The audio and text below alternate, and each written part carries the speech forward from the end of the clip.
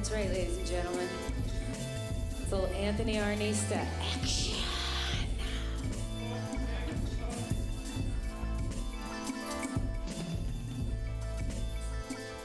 Hey, welcome back to the Curious Comedy 10-year telethon. Welcome to the new people. Thank you for the people who've been hanging out with us since noon today. We have seen a kids improv show. We've seen some long-form improv from some Curious Comedy House teams, some independent teams here in Portland. We just saw a selection of Portland's funniest videos, which come from our show called Portland's Funniest Videos. Ironically enough, is that the correct usage? Please don't post about that being the incorrect usage of the word ironic. Hi, I'm Stacey. I'm a host here. I want to thank a bunch of donors: Amy, Jocelyn, Missy, Perry, Alex, Susan, Joel, Mark, Katie, Hallie, Paul, Paige, Chris, Jeff, Sarah, Larry, Katie, Nikki, Nate, Ashley, Joe, and Abby, and there's so many more that we'll be thanking. You can make a donation online, managing to work through Facebook's weird bugs, and also anybody here wants to make a donation, we'll take cash, credit card, hours of labor, anything you want to donate, we'll take it. And this all goes to support Curious Comedy in our next 10 years. This is 2018 is 10 years Curious Comedy has been here. Thank you. Thank you. We got a nice little crowd here in what is now the studio audience of Curious Comedy Theater. So we're going to keep moving on. Feel free to donate. I do want to mention that Kristen Schier, my co-artistic director here, she's eating now, so I'm not going to make her come up.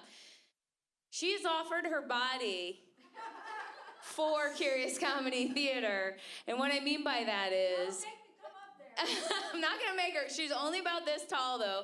So think about surface area when you're thinking about the size of what I'm about to say. A tattoo. She will get a tattoo on her body of your choosing for a donation of $1,000 or more. We can negotiate her size and what she's willing to do for $1,000. And she won't have much choice if you donate $10,000. So I've decided that her voice in the matter decreases as the amount increases. And you could get her to tattoo your name on her body. She'd have some explaining to do at home, but she'll do it. The only things that are out of bounds are anything obscene, anything hateful. But that leaves a whole lot of creative options. So think about it, check your bank account. It's worth clearing out that savings. You can always start again. You did it once, you can do it a second time. But that's all I'm going to say now, because we have an incredible lineup for the next 2 hours. We've got stand-up starting with Revolution Comedy and then the All Jane Comedy Showcase. Rev Comedy we've had here every month for a couple of years now has raised over $10,000 for progressive causes, which is awesome. And then All Jane Comedy Festival is one of our outreach programs. We've done it for 7 years. We feature the best of women in comedy working all over. We've had Cameron Esposito, Maria Bamford, Jackie Cation, Dulce Sloan, who's now on The Daily Show. So many amazing people. So today you're going to get to see Portland's representation from the All Jane Comedy Festival as well. And with that, I'm going to stop talking so those guys can start. Ladies and gentlemen, Revolution Comedy.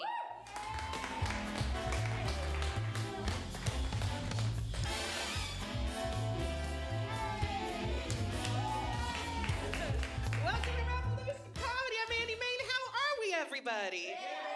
Oh, very cool. How's that puppy doing?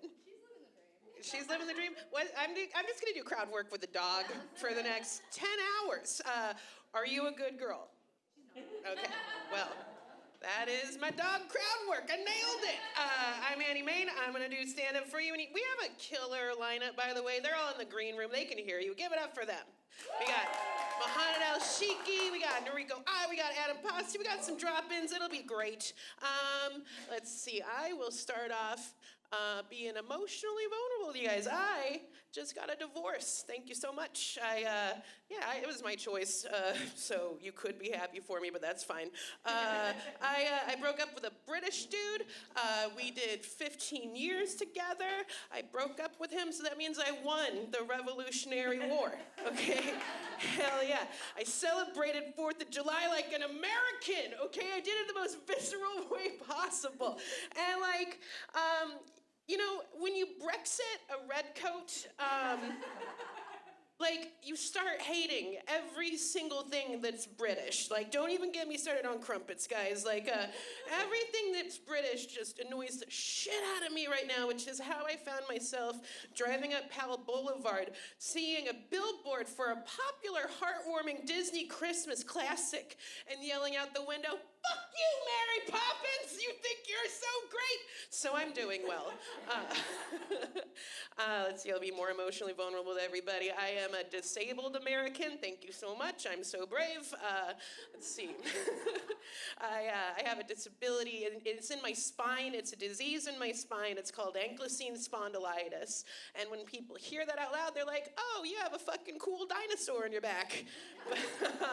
What it actually means is that my spine is fused together. My spine did it to myself like I'm just the shittiest X-Man, you know? Like my mutant superpowers just being hella uncomfortable. And like, I gave that amount of information out the first time I did this joke. And this lady yelled out from the crowd, she yelled out, "I knew there was something wrong with you!" So let's not be like Cheryl tonight, okay? I could tell her name was Cheryl because I saw her face. Cheryl works at Subway, and she loves conspiracy theories. I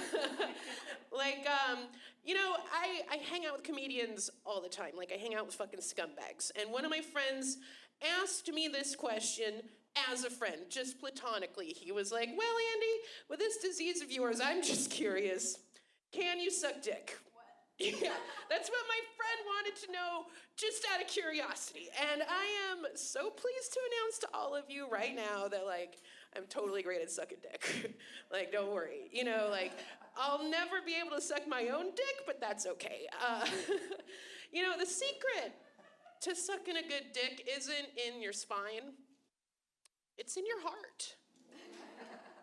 Oh my God. This is surreal doing that joke to 8 people and a dog.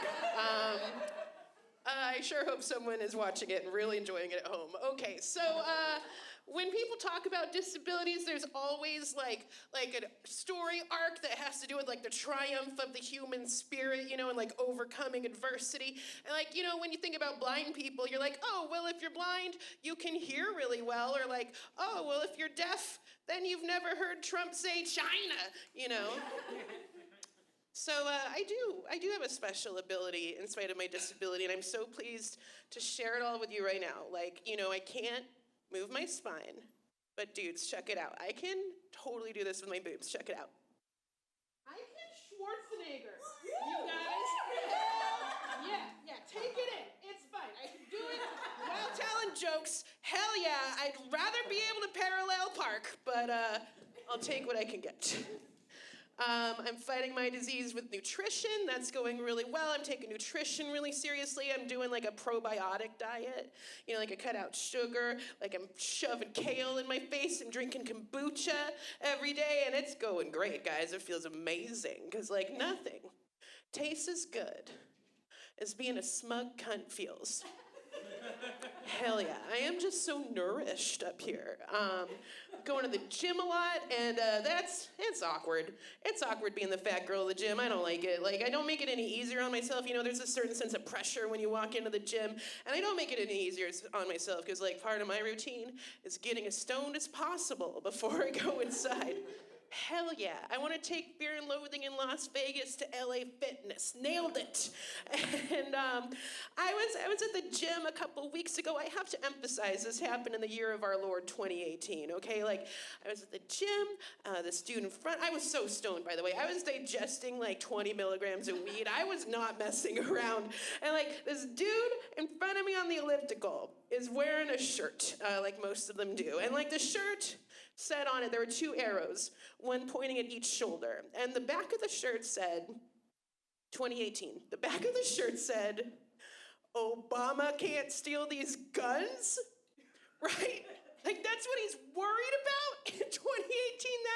That amazed me. I was just like, taken away by it. Like, what a bold move to wear that in Portland. Like, even if we were on 82nd, you know?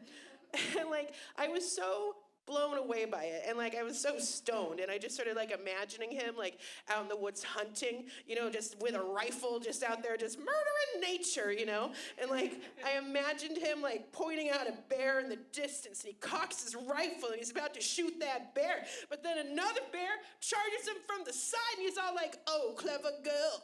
And the bear comes over, rips his arms off, and then I'm all like, "Hell yeah, motherfucker! The Second Amendment works both ways. You have the right to bear arms, but guess what? Bears have the right to your arms too. Obama!" And that's my fitness journey.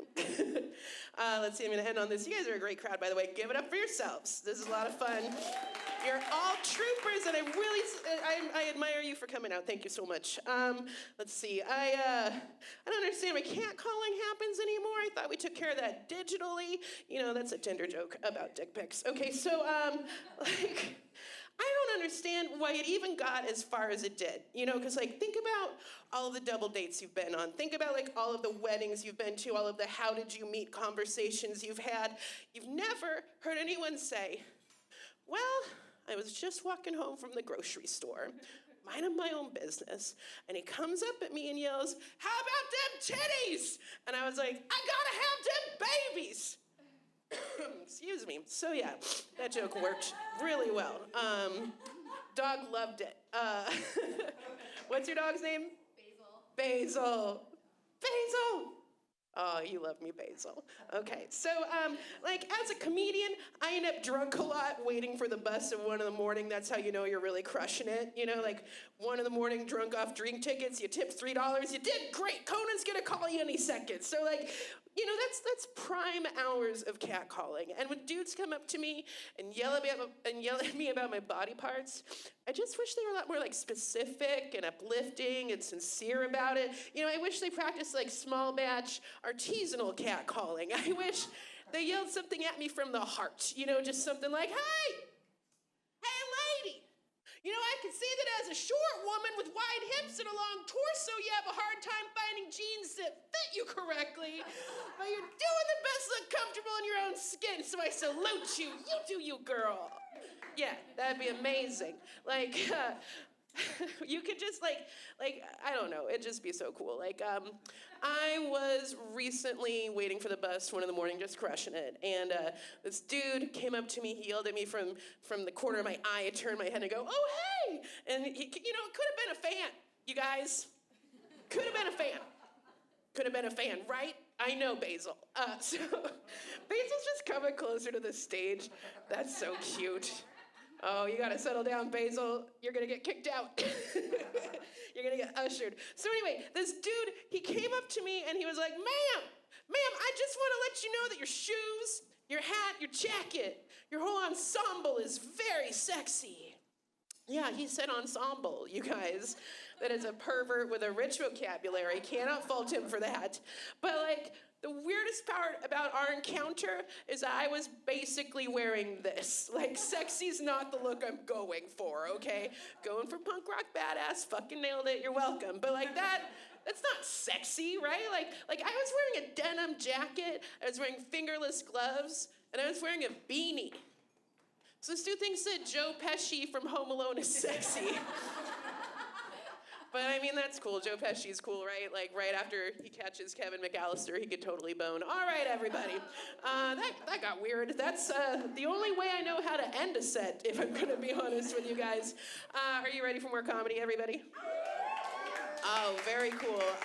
Our next comedian come on stage, he shot a special right here on the Curious Comedy stage. He's one of the best comics in Portland. The special, by the way, is called Unprotected Sets. It's on Epix. It was produced by Wanda Sykes. It's a big deal. He's a big deal. I'm so glad you get to catch him before he goes and gets famous. Everyone, welcome to the stage, the hilarious and wonderful Mohanad Elshieky, you guys.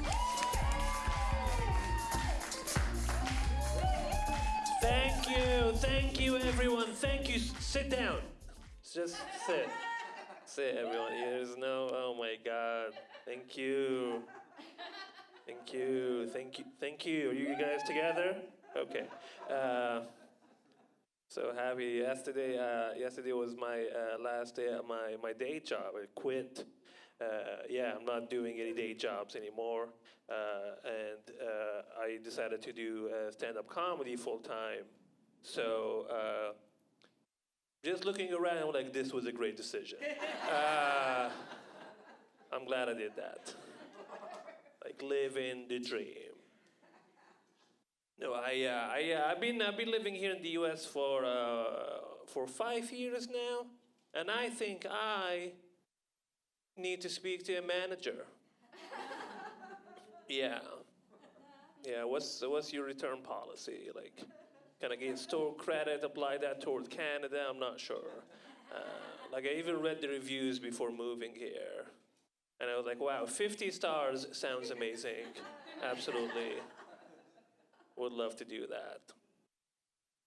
Now, I used to, a few months ago, before I quit the job I quit recently, I used to work in retail. That's what I've done. And I hated it so much. Anyone here done retail before, or customer service or anything? Yeah. I can tell. You're like, help. It was disgusting. It was super depressing. And I used to work at that place that I'm not even allowed to talk about on stage, because once they learned I was a comedian, they made me sign something, so it made it illegal to mention them on stage. Yeah, but they do sell iPhones.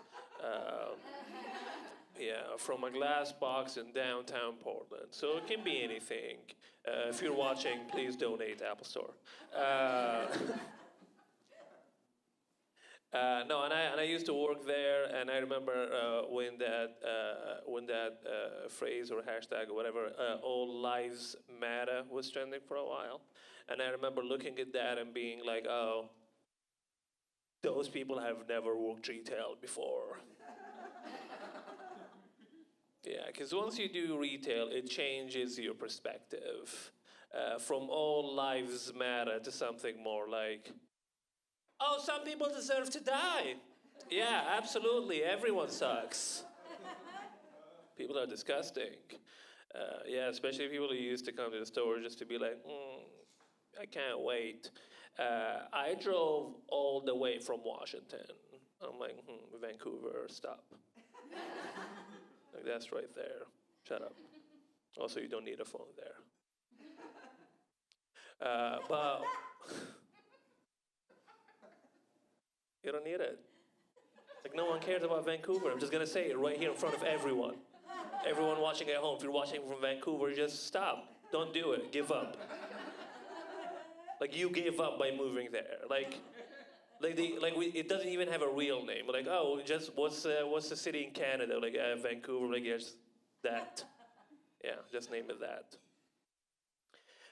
But one of the things that used to happen to me, when I used to work in retail, is people would hear my accent and they would try to guess where I'm from, because that's a fun game for both of us. And I had this lady one time who asked me where I was from, and then I replied, like, oh, I'm originally from Libya, that's where I'm from. To which she replied, oh, do you mean Lebanon? And I was like, that's exactly what I meant, yes. Lebanon. For 27 years, I called it Libya. And then here you come, Lebanon. Absolutely, yeah, the customer is always right, sure. I also had another dude who came with a broken phone and was like, did the thing where he was like, hey man, I know this will be like the such a white dude thing to say, but are you Persian? And I was like, I am not. And he was like, are you sure? And I was like, I guess I am not. Yeah, I'm sure. And he was like, no, I'm just asking because my dad is Persian. And I was like, oh, okay. Plot twist, my dude. You're Persian. You're not white. You're just projecting. Stop. Yeah. Ever come to the Apple Store with a broken phone and just leave with a broken sense of self? Because that's what happened to that dude. Should have got an Apple Care to his personality. I do have two roommates. We get along great. Both of my roommates are Jewish, and when I tell people that, they tend to get too excited about that. Yeah, where they do the thing where they're like, won't you look at that? Arabs and Jews can live together in peace. And I'm like, oh, yeah, absolutely. But also, I feel like you're trying to make this into an Israel-Palestine thing. And let me tell you, in our household, the stakes are way lower. Like, none of us wakes up in the morning, looks around and be like, well, this land has been given to me by the Lord. Yeah, you can leave. I'm like, well, that's a whimsical way to say landlord. Sure. Also, our landlord, Greg, definitely not God. Yeah, like the only thing he turns into wine is our rent money, and that's it. He's a piece of shit. You guys know Greg? Or your neighbors. No, I saw the thing on the news lately that the school district in Pennsylvania, they want to arm students and protect them by giving them rocks. Yeah, it is 100% true. They want to arm students and protect them by giving them rocks. Yeah, and I know some of you don't believe me, and you're like, Pennsylvania doesn't have schools. They do. Yeah, but they want to arm students and protect them by giving them rocks, and that will work only in one case. Like if the attacker weapon of choice was like scissors. Yeah. If he comes with paper, those kids are fucked.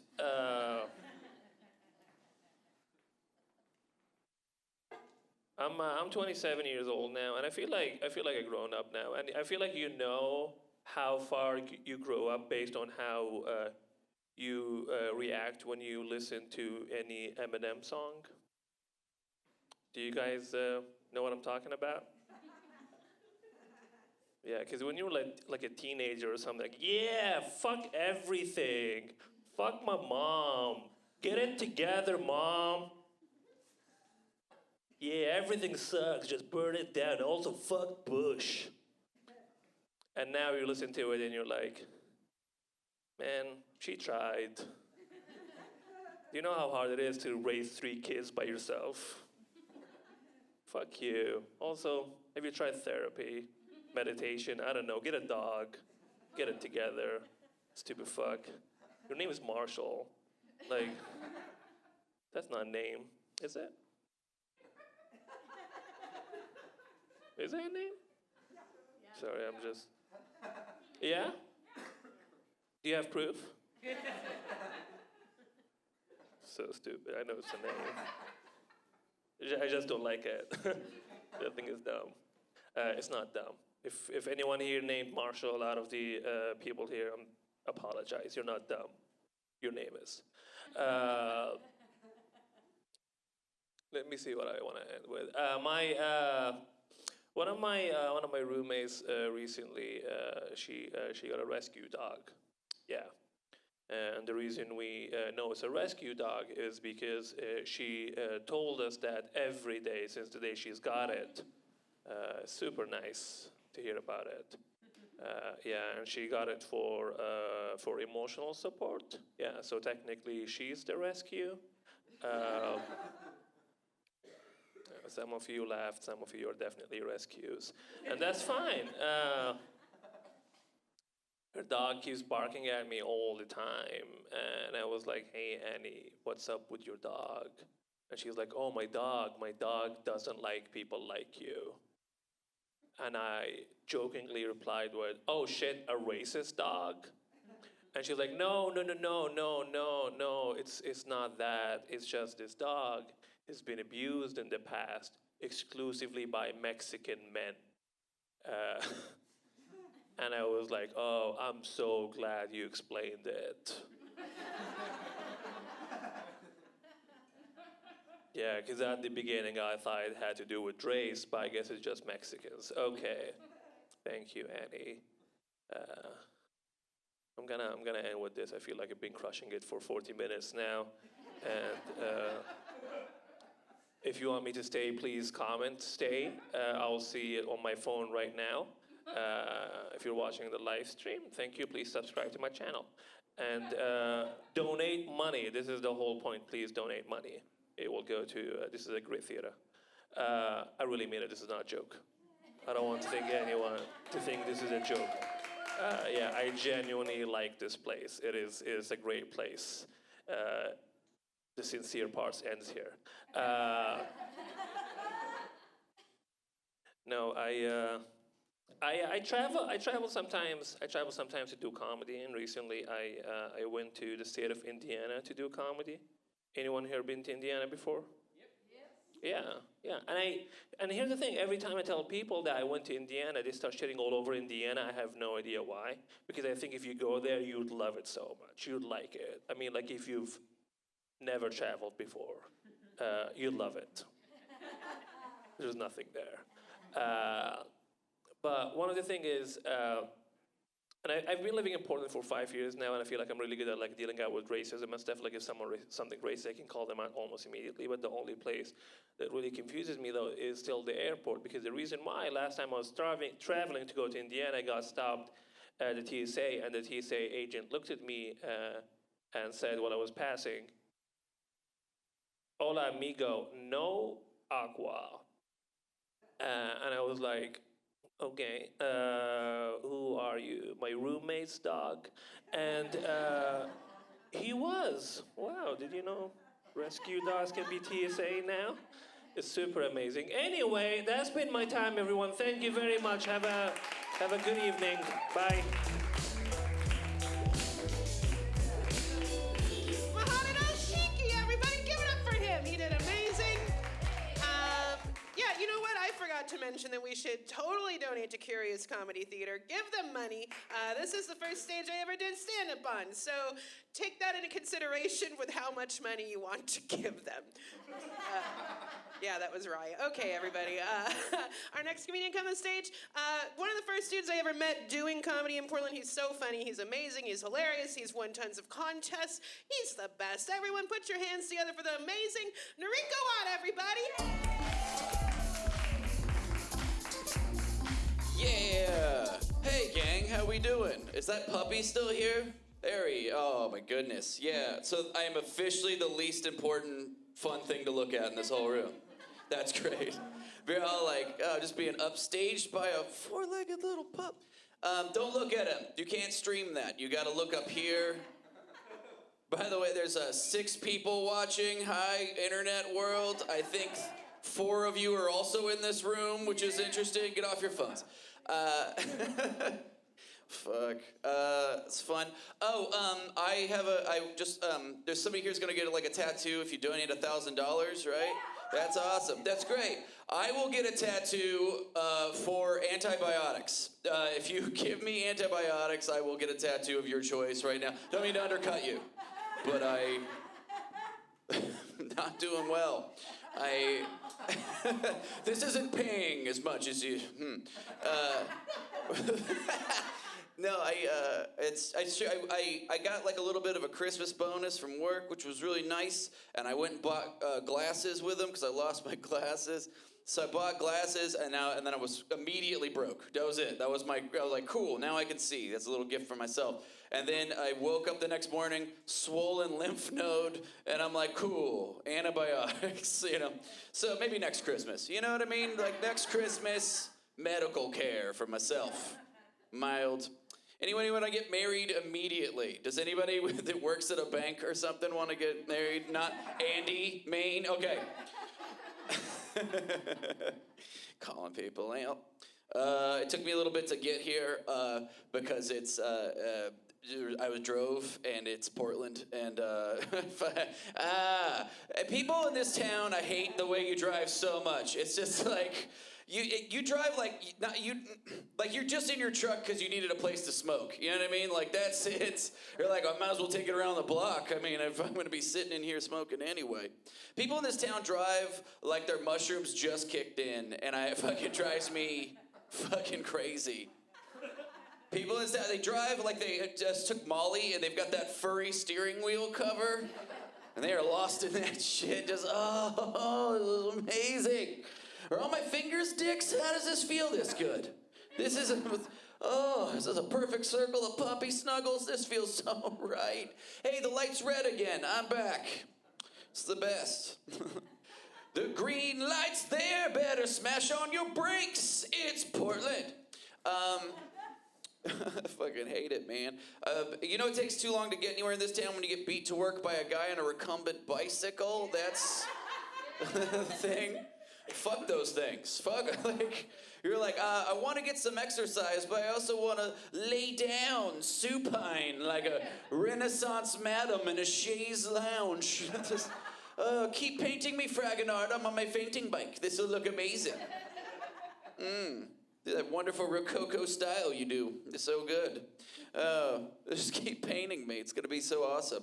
Just trying to get around town on my mobile gyno chair. Nobody bother me. Boop, boop, boo-doo-doo-doo-doo. It's got that little flag on the back like a geriatric dune buggy. I hate them. I hate those things.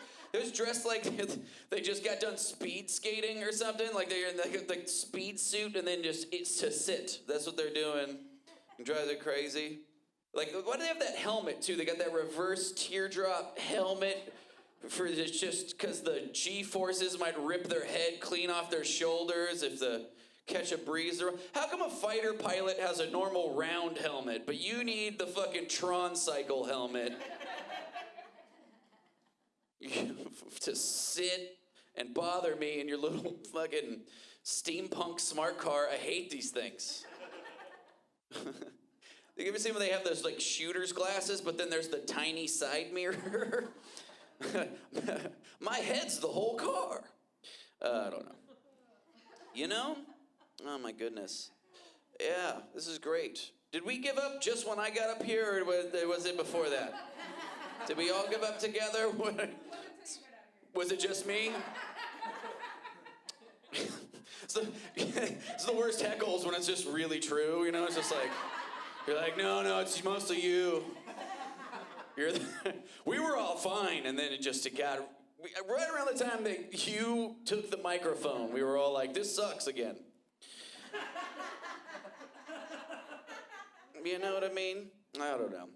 Do you guys want to all get in my car and go get Wendy's? Because it's a Scion, and it's totally able to hold this entire audience. We can do it. We'll go get Frosties, come back. We'll live stream that too, like, because who gives a shit? It's 2018.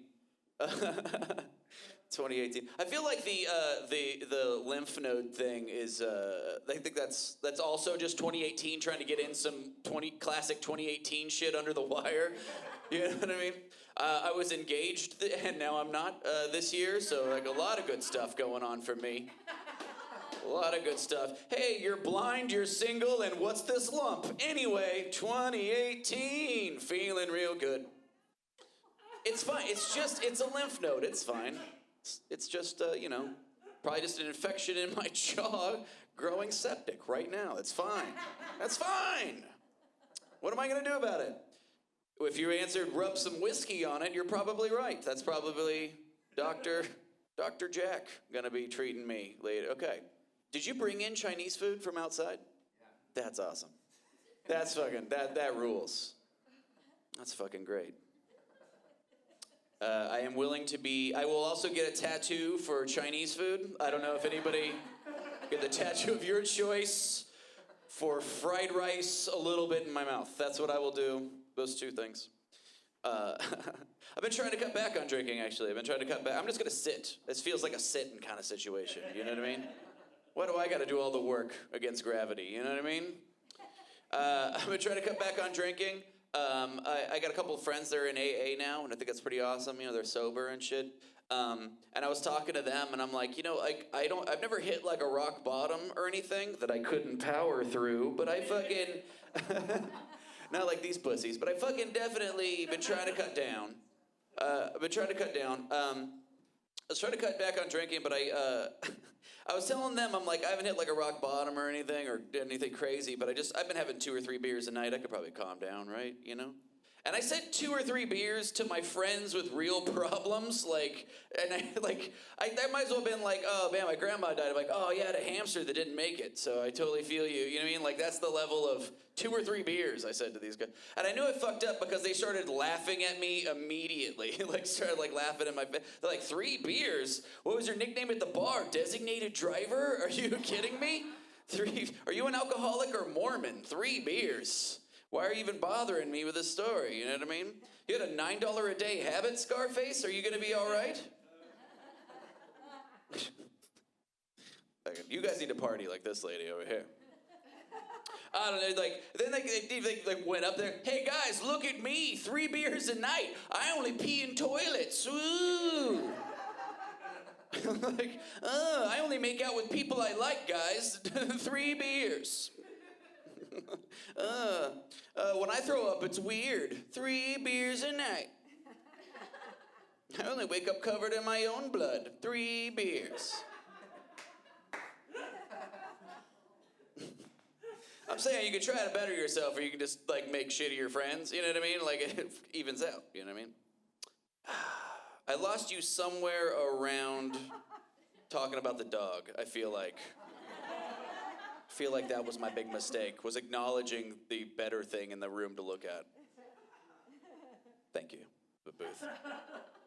God. Well, you know what? You guys can't see it, but online right now, tons of thumbs up flying across the screen on this streaming.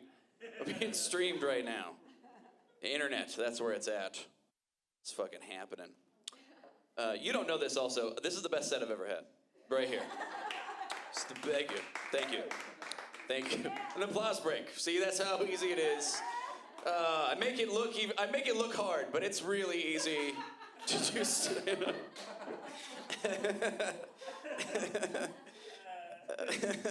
I really do want some Chinese food, though. Okay, so very hungry. I'm gonna end on something fun.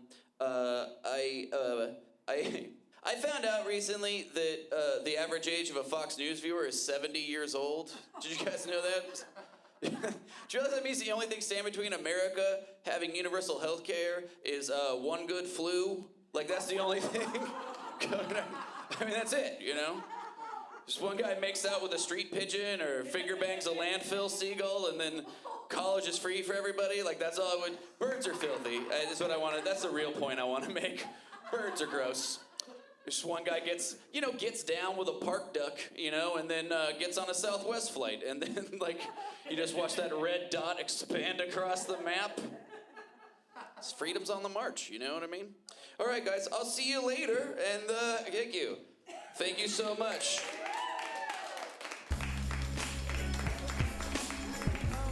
Give it up for Nariko Ott, everybody.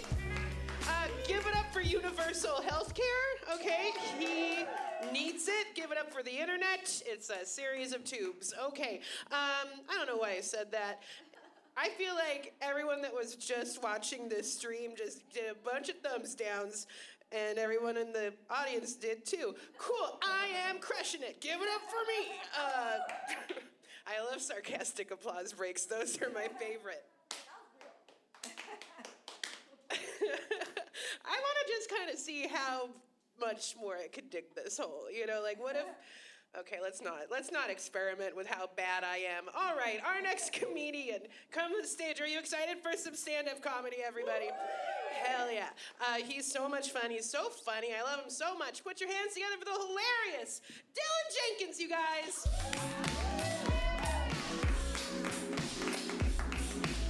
Hey, keep it going for Andie, Maine, everybody. Whoa. Hey, keep it going for Curious Comedy Theater. 10 years in the game. That's amazing.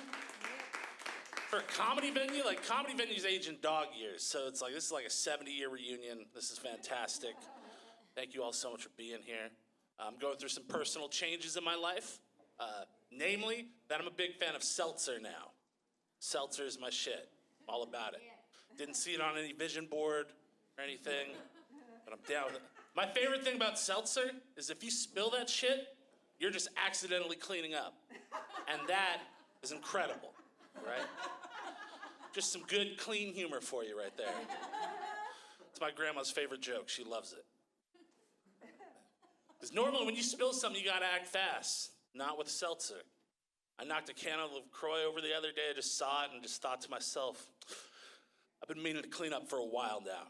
I'm gonna just let it do its thing. Like now I'm weirding out my friends with my one suspiciously clean spot on my rug. They're like, what is up with that? I'm like, that's mango LaCroix, dude. Get your shit together. So look, adjusting for inflation. If the song I Got 5 on It was released today, it would be called I Got 9 on It. And that's still a fucking hit. I tried to open a set out in Forest Grove last week with that same joke, and it got the exact same response. And I was like, I'm gonna move it further in the act, not open with it. Little inside baseball for y'all. Right on. I fucking love this stage. We don't get to perform places that have like real stages. Like, so this is nice. I get to get my steps in. Go back over here. Keep the people online something, keep them interested, keep them moving. I live in a basement room of a house, which shocks nobody to hear, ever. Right? Like no one's ever like, oh, basement room, don't see it. Like, every one of you could be wearing monocles before I said that joke, and then they would still be on your face right now, because it's not shocking, right? Like, no one's shocked to find out I live in a basement. Like, you'd be shocked to find out I lived in a castle. And even then, you'd be like, yo, you mean the basement of a castle, right? To which I would respond, you mean the dungeon, Brett? Yeah, man, that joke's killing online right now. I can see it, man. Trying to get healthier. I'm reading ingredients, reading the labels and shit. That'll blow your fucking mind when you actually look at that. And there's this confusing thing that smaller companies do, and at the end of their list of ingredients, they'll include the word love. You know, it's like a little folksy thing. Last thing, love. And it confuses people. And I work at a grocery store, so I've had multiple people walk up to me, holding a box, pointing to the word love, and asking me, what does this mean? To which I have to be like, did you just ask me what love means? I'm wearing an apron. And frankly, I feel unqualified to tell you what love means without my acoustic guitar. All right? And if you don't mind waiting 5 to 10 minutes, it's in my car, I'll go grab it, and I'll come back. Exactly. Hell yeah. Thank you. Man, that Chinese food looks good over there. I buy a lot of the orange chicken frozen from Trader Joe's. Anybody else? Just me? Sweet. Last night I bought 4 bags of it, and the cashier was like, oh, you like this, huh? I'm like, shut the fuck up. Don't make eye contact with me right now. Like, Jesus Christ. Like, there's no etiquette. If someone's getting their fix, we don't make eye contact. You don't acknowledge it. Just say, have a nice day, man. I'm not used to having people ask me what love is. Like, that's not a question I get asked a lot. A lot of people, I'm used to people asking me to help them move. Like that, I get that all the time, and I'm so good at saying no to that shit. Just straight up no. Like, I'll only help my relatives move, and even then, my mom has to ask me, she has to tell me to help them. My mom's the middleman in that situation. It's like, okay, Mom, I'll help my little brother move, right? So I had to help my little brother move, and when we went to pick up his mattress, it was a beautiful moment as an older brother, because I watched my little brother, he was drinking a cup of coffee like an idiot. He tripped, spilled the coffee all over his mattress, right? Just a huge brown stain mattress right there, like huge brown stain on his mattress. And I loved it, because I'm like, dude, no one's gonna believe that you didn't shit the bed. No one's gonna, like, it was just the perfect stain, the angle, one. The joke ended up being on me though, because he moved into an apartment on Sandy, and we had to park the U-Haul 3 blocks away from the apartment. So I had to help my brother, who's much smaller than me, move a mattress with a large brown stain 3 city blocks in the broad daylight. And I learned in that situation that if you see me next to a mattress with a large brown stain, in your eyes, that is my large brown stain mattress, right? Like that's not it was a very insecure moment for me. I was like, no, it's not mine, and it's not shit, it's coffee. That's a coffee stain. They're like, yeah, that's what someone who shit the bed would say. Yeah. Did I mention I'm a fan of seltzer? Did I talk about that? What's the dog's name? Basil. Basil? Yeah. Oh, nice. How old are they? 3 or 4. 3 or 4? Awesome. I can? Sweet. Cordless mic. Hey, Basil. Oh, thank you. Oh. Oh. Yep. Oh, she's already killing it better than me. That's awesome. Give a round of applause for Basil, everybody.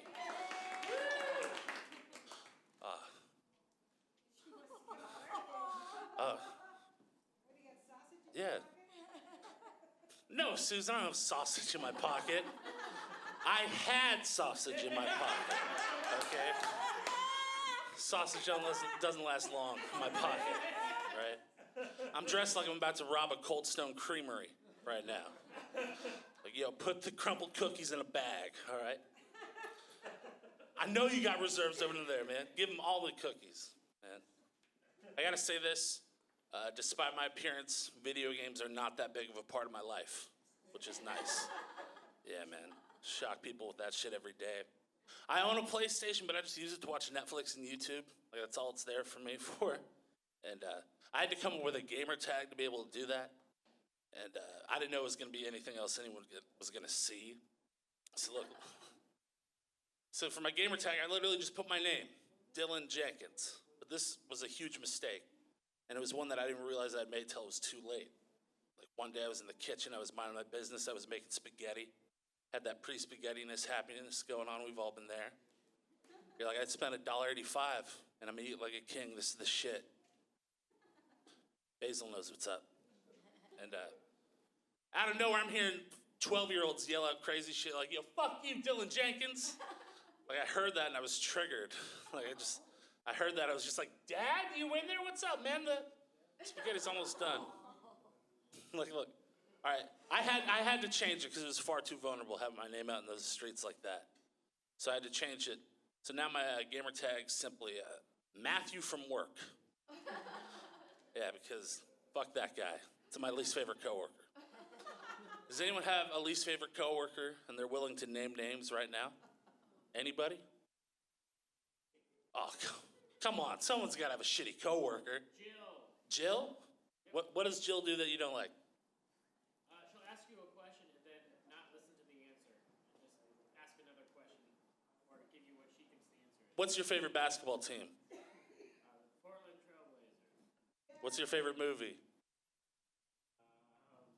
See, I was trying to do to him what he doesn't like Jill doing. It's just I'm a master at crowd work. Really, man. Fucking Jill. God damn it. Fuck Jill. All right, here, I'll leave with this. If you can't tell, when I was a little kid, man, I was a brat. I was kind of a jerk. And it was my job to help my grandparents with technology. Like, that was bestowed upon me. And so when my grandfather, he bought an iPod Shuffle. And he was upset that the songs weren't playing in order. And to 13-year-old me, that was hilarious, right? Like, to me, it was simple. I'm like, yo, Grandpa, dude, it's easy, man. You create the playlist, click and drag, dude, that's it. All right, now, if you excuse me, I'm going to be in the basement and listen to Linkin Park for the next 7 hours, all right? Like, I just didn't have the perspective to realize, like, how crazy it was for him to have all the music in the palm of his hand, right? Like, now I'm older, I've got more perspective. Like, I can't help but think, like, man, if I'm fortunate enough to live to be 80 years old and have grandkids, like, the type of technology they're going to be explaining to me is going to be insane. What's that even going to be like? I'm just going to be an old man. I'm going to be like, is there a button? Is there a touch screen? Because there was a time when you couldn't touch the screens. We're going to be saying that a lot when we're older. My grandkids just going to be like, yo, Grandpa, dude, there are no touch screens anymore, man. I told you. If you want a song to play, you just got to believe in that shit in your heart. All right, thank you all very much.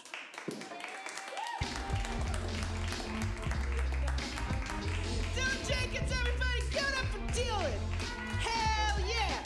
All right, are you ready for the Revolution Comedy headliner people walking out of the room?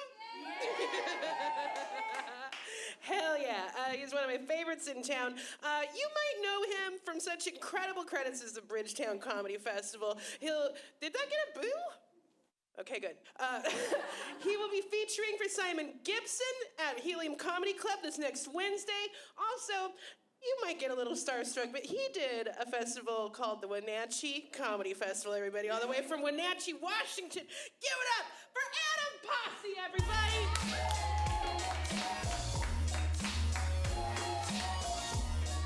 The dog stayed, right? Because that is all I care about. Good. When Andie got backstage, she's like, "Did you guys see the dog?" And I was like, "I already pet it." And she almost punched me. She was so jealous. We love dogs in this city. My love for dogs almost killed me. I used to be a FedEx driver. They'd be delivering to rich people homes up in the hills. And I'd be walking onto these estates, these like security gates, and no one's really looking out for me. And there'd be these crazy big dogs running the property. And every time I'd see one, no matter how angry or barking it was, I just would optimistically be like, "Oh, puppy." And I'm presenting jugular when I do that. Worked out every time though, luckily. I love dogs. You have a good Christmas? Everyone have a good Christmas? I had a special time. I got to spend it with my nieces and nephews. My 4-year-old niece gave me a present. She wrote the label. It said to Uncle Adam, but it was spelled U-N-C-E-L, Adam. And at a quick glance, I thought a 4-year-old girl called me an incel on Christmas. And the worst part was, my initial instinct was to defend how much pussy I get to my niece in that moment. I'm like, "No, I'm actually doing pretty good, Hallal, just so you know. I know I'm fat, but I'm very charming. I'm very charming." It's like, telling my brother, "Tell your daughter how much I get laid, bro. Explain this to..." I remember the worst Christmas presents I got as a kid were socks and underwear. But now, as an irresponsible adult, Christmas is where I get all of my socks and underwear.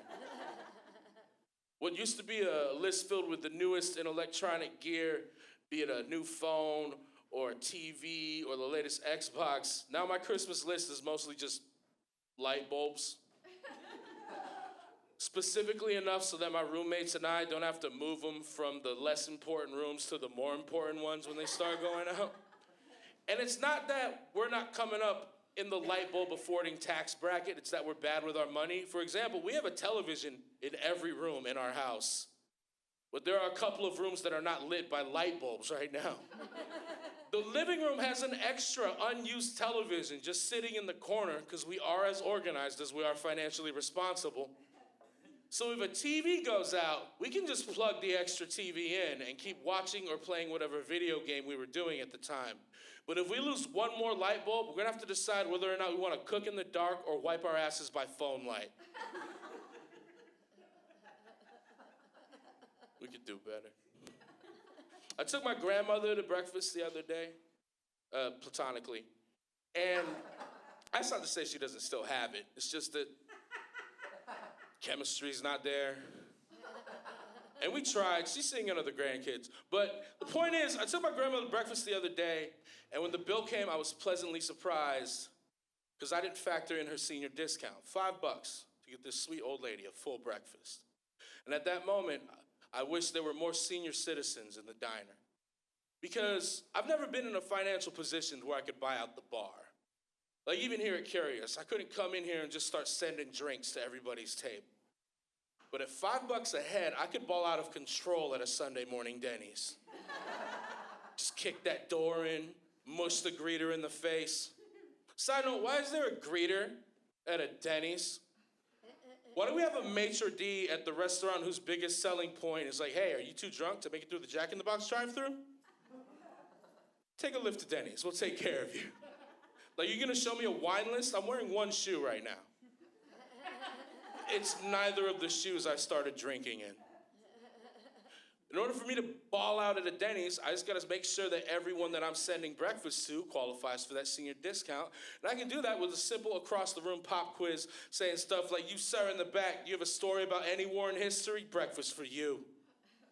How about you, madame? How much did literally anything cost back in your day? A nickel? Breakfast for you.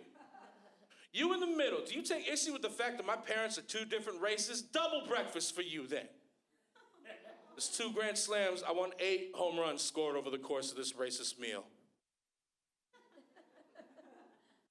Took a trip to Austin, Texas this year, where for a week I subsisted on a diet of tacos and accidentally eaten bugs. Are there any Texans in this room? Cool. How come you never tell us about the bugs? My whole life, that state has been represented to me as cowboys, steer. This is beef country over here. It's mostly bugs. That's how Cruz beat Beto. He got the insect vote. I was in Texas for 7 days. I saw 12 cows. I got bit by 450 million mosquitoes. The University of Texas mascot should not be a longhorn. It should be a bottle of calamine lotion. I'm not saying it's all bad. Austin was a wonderful place. I had an amazing experience there, culturally. 1 week in Austin, Texas, made me feel more in touch with and more proud of my Mexican heritage than I have at any other point in all of my life, which is beautiful, but weird, because I'm Samoan. So, yeah, I was at a bar that had free tacos. My friend Louis bought me a bunch of tequila, and next thing I knew, I was Googling the true meaning of Cinco de Mayo with tears in my eyes, screaming out shit like, Viva la Raza, and I don't know what that means, so respect my journey is what I'm trying to say. Austin, Texas, and Portland, Oregon have the same slogan for both our cities. We both say, keep it weird. I'm told that Austin started it. It makes sense. They're the weirder city because they have all the weirdness of Portland. But they're in Texas. So take all of this town's idiosyncrasies, throw that into a pot, then add to that stew, motherfucking Texas. It's a strange mix. When I was in Austin, I went to a Whole Foods that had a gun section, an organic gun section. We could purchase a 12 gauge that shoots buckshot made of flaxseed. Saw a Ford F-150 truck jacked up, dually tires in the back, and of course what was on the rear window, the Calvin peeing sticker. That's what goes there. That's where it's supposed to be. But it was Austin, so Calvin was sitting down to pee. And instead of a Chevy logo, he's peeing on Hobbs in a GIMP mask, while Hobbs is peeing on the words kink shaming. You think Portland's weird? Why? Because we got Unipiper, fake Darth Vader on a half a bicycle playing a Scottish instrument. You think that qualifies as weird? That's not to disparage the man. He has talents I don't have, and there's no way my head could fit in that helmet. But regardless, it's hard to consider him the epitome of strange when in Austin, Texas, I saw a man in a Confederate flag hat and t-shirt ask someone what their preferred pronouns are. That person replied, partner. Austin might be the strangest city in this entire country. Excited for New Year's because I'm gonna make it a point this year to be around people my age. I had a weird experience last year. Most of my friends are comedians who are like 7 to 10 years younger than me.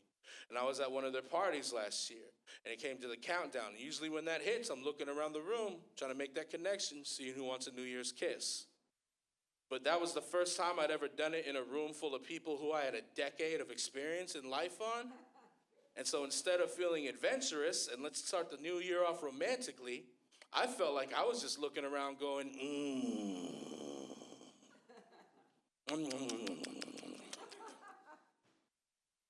Who wants to wish Grandpa Happy New Year? Who wants to sing Old Land Side from Pop Pop Slap? This is gross. I felt really gross. Found a remedy my situation, though. When the countdown hit number 5, I went and took a shit in the bathroom that there'd been a line in front of the entire night. That's when you do that. Most definitely. A lot of stuff was good this year. There was some misfortune for me. I lost an uncle that I was very close with this year. He was a wonderful man. He's a good dude. I loved him my whole life. But also, he stole a tape from me when I was 15 years old. And I'm not saying that to disparage his name or say that's what defines my relationship with him in any way. I'm saying that as a warning to every uncle in this room. If you steal from your nephews, it'll be the third thing they think about when you die. Because I got the bad news and I was like, oh no, my uncle, I'm gonna miss him so much. This is terrible. Such a big part of my life is gone now. And what about his wife and his children? My poor family is suffering.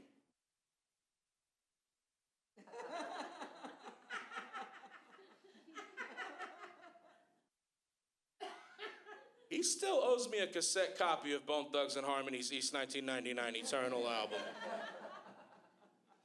I remember when he stole it from me. I was gonna spend the weekend with him. He was giving me a ride to his house, and he plays in his tape deck the music he just stole from me. And my dumb, naive ass was like, you like this group too? What a huge coincidence. I haven't seen you in a decade, and yet we're reconnecting already because we have the same taste in music, and we didn't. We did not. We like two different things in that situation, because what I liked was afroed and braided young men from the city of Cleveland, Ohio, who rap fast and harmonize on occasion. And what my uncle liked was free shit. Either way, I miss my Uncle Charles, y'all. Thank you so much for supporting Curious. Give it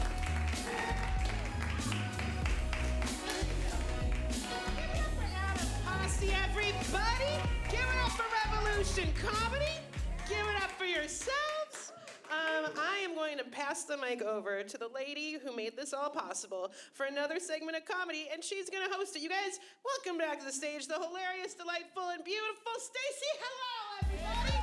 Thank you, Andie. Hang on one second. Before she goes, I just want to acknowledge Ms. Andie Main, who has been a part of All Jane Comedy Festival, who has run Revolution Comedy, whose heart is always in the right place, and I love her through and through. And we became friends when she was doing the open mic at the Brody. Yeah. And she walked out, and I was like, oh, God, what's about to happen? And then she was so funny. It was the hair, and you were nervous. And then I thought she was so funny, and I was like, oh, man, you're so... She's like, I just started, and we've been friends a long time, and she's going to move away from Portland. So I just want to take a moment. Can everyone give a round of applause to Andie Main? I love her so. And, you know, if anybody's ever done any kind of social work or any good deeds, you know, no good deed goes unpunished. And there's always, you know, we put yourself on a platform and people want to knock you off. And so we've held each other through some ups and downs. So your friendship means the world to me, Andie. Yay, thanks again. Give it up for all the Revolution Comedy performers. I mean, she single-handedly has raised over $10,000, over $15,000. I think that 10 was just 2017, yeah. For a whole bunch of fantastic causes, like Planned Parenthood and X-Ray FM. If you guys listen to that radio station, they're awesome. ACLU, see, lots of fans out there. So great causes, great person. Great, this is our telethon, and we just finished Revolution Comedy. We're gonna move into our All Jane Comedy Showcase here in 1 second. By a round of applause, who's been to the All Jane Comedy Festival? That is our outreach program that we've done 7 years running now. We've had fantastic performers and excited to share all the talent here in town that's been a part of that festival and performs all around. Please do donate. We are at $2,500, so we're 25% of the way. We need to raise a bunch more money, and we have been here since noon today, and we did another, I don't even know, like 6 hours yesterday. I wore this outfit, which I know you were like, you don't need to explain because it's perfect. But I wanted to be fancy because it's a telethon and I'm hosting it, but also it's like 18 hours of doing stuff, so I wanted to be cozy. Plus, we're trying to raise money for Curious. I wanted to kick ass, so I have my Doc Martens on. So that's the story. And if Doc Martens wants to donate for that plug, we'll take their money. All right, are you guys ready for some more comedy?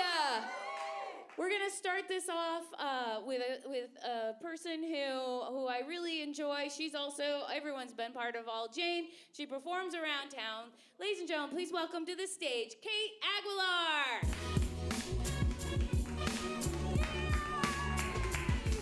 Thank you.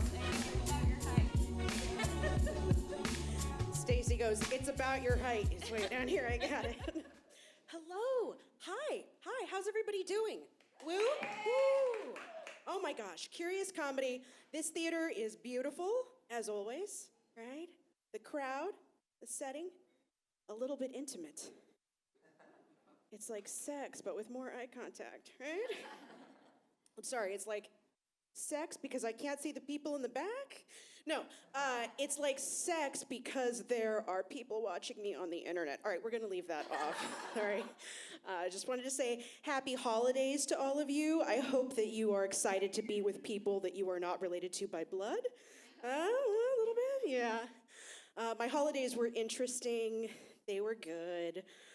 I love my family, but you know, Christmas, Hanukkah, Kwanzaa, Chinese food and a movie appreciation evening.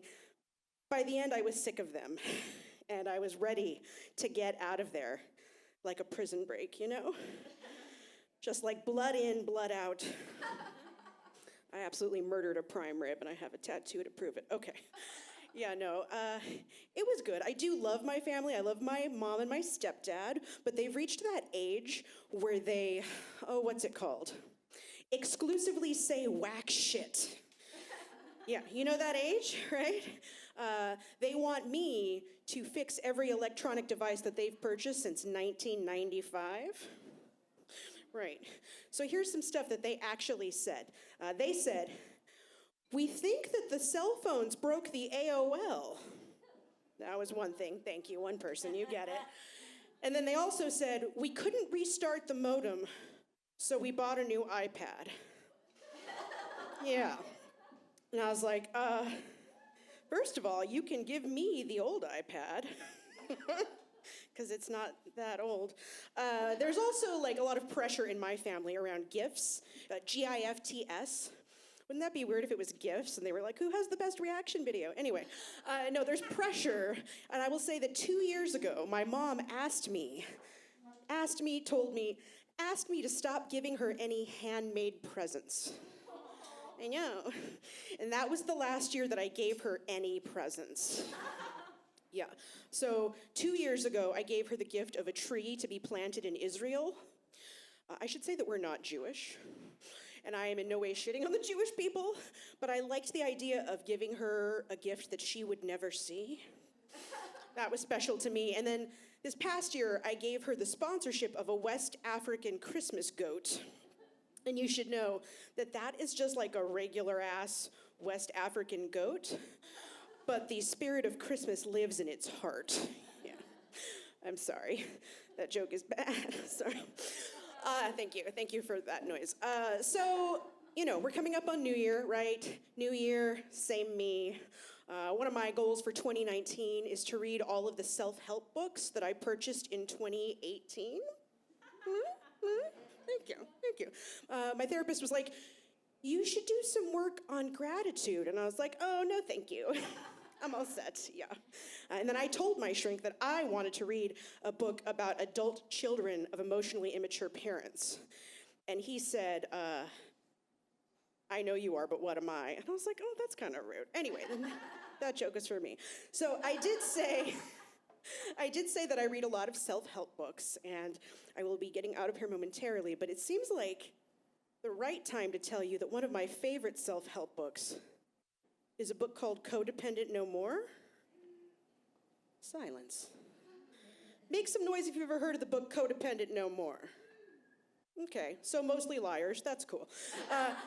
Yeah, and also make some noise if you think that there might be someone in your life who should read the book Codependent No More. Cool, okay, maybe let them do it. What do you think? I don't know. It's a great book, I wish I had someone to read it with, you know? I feel like I could have a really good 2-person book club with Codependent No More. Me and you. No, I can see you. Me and you. Okay, no. And if my partner ever asks me what I thought of the book, I will just look at them and say, I don't know. What did you think of the book? Did we like it? Just tell me how I feel. That joke is called Codependent Some More. And I like it. Unless you don't like it. In which case I hate it. All right, well that has been my time with you. A very special, special trip. Thank you so very much. And in a moment, we will bring out your next performer. I cannot say enough good things about her. She is absolutely wonderful. She is the founder of the Portland Queer Comedy Festival and a frequent performer on this stage. She is continuing the colorful cavalcade of women's comedy here tonight, and her name is Belinda Carroll. Please give it up for Belinda Carroll. Thank you.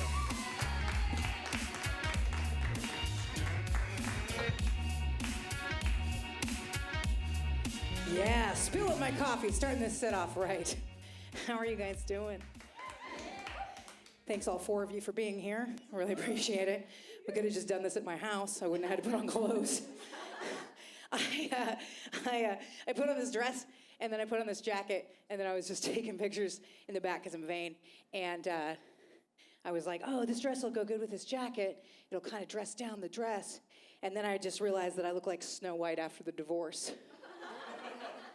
Like, as the prince got caught fucking Mulan, so she bought a jean jacket and discovered feminism. Started smoking the marijuana. Really? Okay, Portland. Is it because it's a 5 o'clock in the afternoon show? Is that what's happening? I don't know. It's Christmas. I mean, it's, right after Christmas. So I've had to deal with my family. And so I'm a Portland native. Like, I was born and raised here. And do we have any natives? Yeah, it's a problem. And, but I was born and raised here. And so, but the thing is that I'm a lesbian, and I was raised Southern Missionary Baptist. And I have 3 older brothers, all of them Republicans. And so basically stand-up is my revenge. This is what I do to get back at them. But no, I just was over there for Christmas. And it's so weird for me, because like my family members and I make completely different decisions. Like, I've got 22 nieces and nephews, because apparently my family went to the Sarah Palin School of Contraception. I'm like, it's not a clown car. We don't have to see how many people fit in there. You know what I mean? They just always want me to come to gatherings that I'm not, like baby showers. Like, I've been to a lot of baby showers, and I still don't know how to prepare for a baby shower. Like, I know how to prepare for a dungeon party, but I have no idea how to prepare for a baby shower. I'm just in a baby gap trying to decide between a monkey rattle or a pink elephant. Or if it's just skip to her future and buy her a bottle of Boone's Farm and a GED home study course. So, I went with the elephant, because in my family, you should get one of those in the room right away. You know what I mean? Just train them. And I'm dating right now. Is anybody dating? She definitely is. I don't know. I got out of, have you been in a long-term relationship long enough that when you got out, like, it was a completely different world as far as dating went? Like, it's like, I would, like, Tinder and all that shit, like, whatever, it's fine. But this is the thing, is that I'm 42, and for some reason, 28-year-olds really like me. And I don't know why. Like, I'm just like, and at first you think it's fun. You're like, oh, the young kids like me. I'm a hip person, And then you find yourself going like, oh, let mommy tell you about the 80s. Who's a philosophy major? You're a philosophy major. Who's vegan? They're all vegan. They're all of them. I'm a queer lady in Portland, which means a lot of people are the polyamorous type. I'm doubting we have any polyamorous people here. They're probably all sleeping in still. But I can't be polyamorous. Like, I'm just too lazy for it. Like, I'm just entirely too lazy to be polyamorous. There's too many rules. There's a lot of balancing people. I just don't enjoy that. But I also don't enjoy one-night stands. Like, I'm the type of person that I like to know somebody, Because, like, sex is the only time I'm excited to make the same noises as when I stub my toe. It's like, oh, Jesus, oh, God. I don't believe in God. But That's the name that most often comes up in my bedroom. And it's not like I would say the name of another fictional character. It's not like I would just be like, oh, Dumbledore. Unless it was like a role play thing. Like if you had the outfit, I've had Weirder Wednesdays. Oh, the puppy's here. I love dogs. I don't have any joke around that, just dogs are the best. Is he like a service dog? He thinks he is. Look at him. Okay. Huh?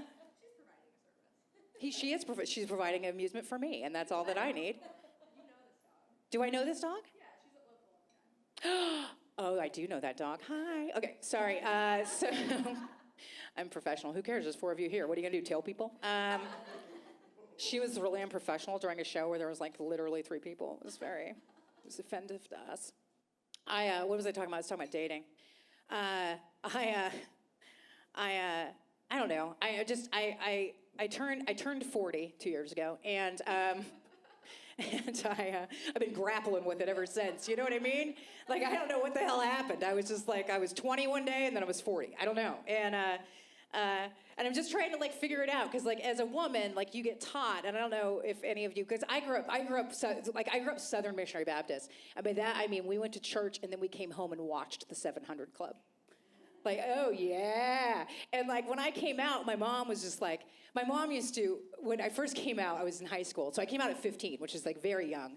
And when I came out, this is like the 90s, right? So my mom was just like, Belinda, you are too feminine to be a lesbian. and so she says, whatever you do, don't date any of those boxer short lesbians, which I've made my life mission. And so she used to quote Leviticus lyrics at me as I went out the house. Lyrics, as if it's like a hot pop band, you know what I mean? Have you heard the new Leviticus album? It's pretty good. So that's how you create this particular rainbow person. So so I was taught as I was growing up that, you know, when you turned 40, that your sexuality was out the window. Like, people didn't care about you anymore. You were just like, before feminism. My mom grew up before feminism, clearly. And so I'm trying to embrace that. I'm trying to embrace, like, my sexuality and embrace being sexy over 40 and, like, all that shit, you know? And so I went to, and I did a show called Comic Strip, which happens at the Funhouse Lounge across town. But it's exactly what it sounds like. So you're doing your jokes, and then stage mistress rings a bell, and then you take a piece of clothing off to hip-hop dance music. And then you go back into your set, and then you just keep doing that until you're naked to your comfortability level, which I did. And I was like, I'm gonna strip down to like my bra and my panties. I'm not gonna go all the way, because like, I'm 42, like stripping's not gonna be my plan B at this point, you know what I mean? So I get done with my set, and this woman comes up to me afterwards, and she says, can I ask you a question? Did you not strip all the way down because you have like body issues? And I was like, no, dude, I just got out of a long-term relationship. This shit looks like the yard around an abandoned building. It's just the grass is all overgrown. There's like 2 pit bulls fighting for no reason. There's like a broken down Camaro. It's just all Gresham Troutdale. Just Upper Rockwood. It's, you guys are fun. You're small but mighty. Yeah, so I've been trying to pay, I don't know, man. I'm trying to pay attention to politics, and it's like almost impossible to do that. It's just like, you know what I mean? Like, it's just like a fucking nightmare. It's just like, whatever. So I'm trying to pay attention the way I can. And so I developed this huge crush on Rachel Maddow. Do you know who she is, the lesbian news anchor? I never thought that I'd be in a hotel room masturbating to MSNBC. She's a Rhodes Scholar. That's like the hottest thing ever. So anyway, so I wrote a song about her. Does everybody want to hear it? One day I was watching MSNBC. I saw a short haircut and oh lordy be, Rachel Maddow, your interview skills out of sight. I just wanna occupy you every night. You state an opinion that I like. I feel like I've been hit by a mandated airstrike. Rachel Maddow, you make this girl wanna cry. You get me going with Gaza Strip and Palestine. So Rachel, if you ever want a bone, I'll supply you with my unmanned drone. Rachel Maddow, you make politics a lot of fun. And even in a recession, I still want to give you some. Thank you. And I mean every word of that song, too. Except for lately, she's been going on location, which is great because it makes me feel like we're role-playing. I wish that was a joke. It totally isn't. Okay, I've been Belinda Carroll. You guys have been amazing. And I'm going to bring out your next comedian. Are you ready? Yeah. Okay. You guys are overwhelming. I know, you have to be like twice the people you are right now for everybody else. You see what I'm saying? Okay, so are we ready for our next comic? Yes! Okay, your next comedian is the director of Spilt Milk Comedy Showcase, which is amazing, and you should check that out at the Lake Theater in Lake Oswego, and she can fill you in on the dates. Please welcome to the stage, Betsy Kaufman!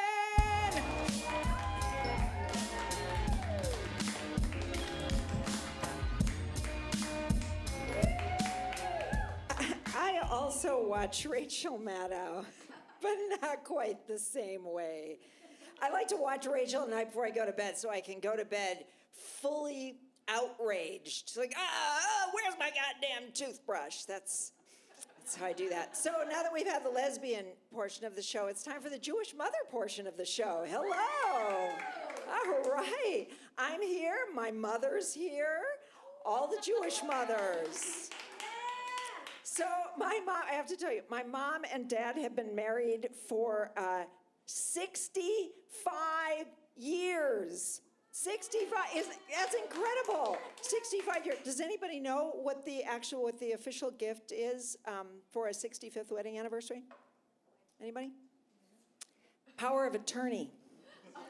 That's what you get. Notarized. It's a great gift.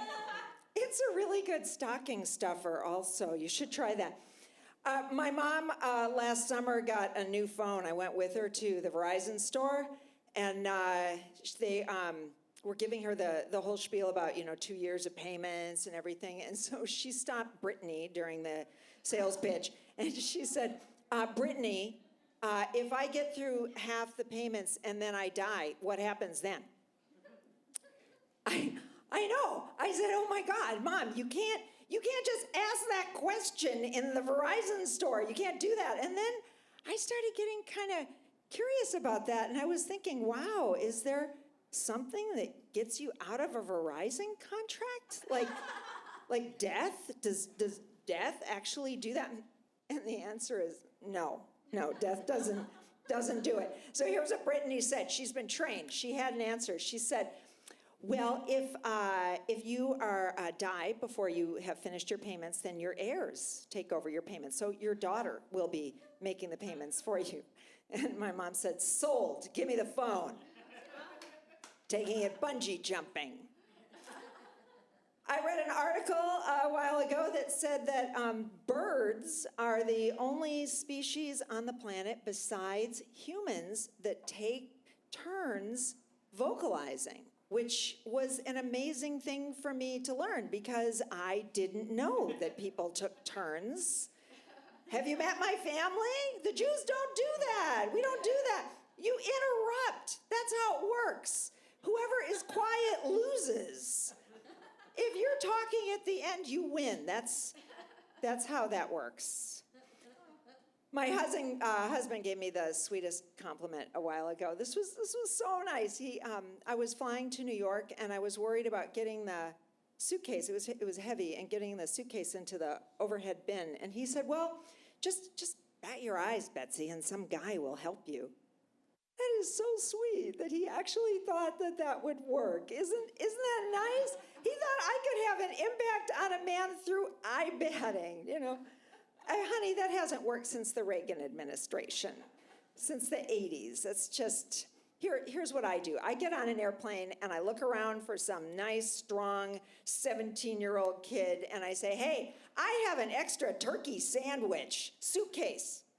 Boom, that thing is up there. I have food. That's my value add. One of my kids actually gave me a Mother's Day card a few years ago, and it said, Happy Mother's Day, Mom. Thanks for all the food. Isn't that great? My kids are, they're older, a little older now. They're, one is in college, and the other one has graduated from college and has a job. He's gainfully employed. So they're gone from the house, and I never call them. I give them plenty of space to go and, do their own thing. And because I don't need to call them, because I know that if I want to talk to them, they will eventually call me when they don't understand their health insurance. Because I can explain what a deductible is.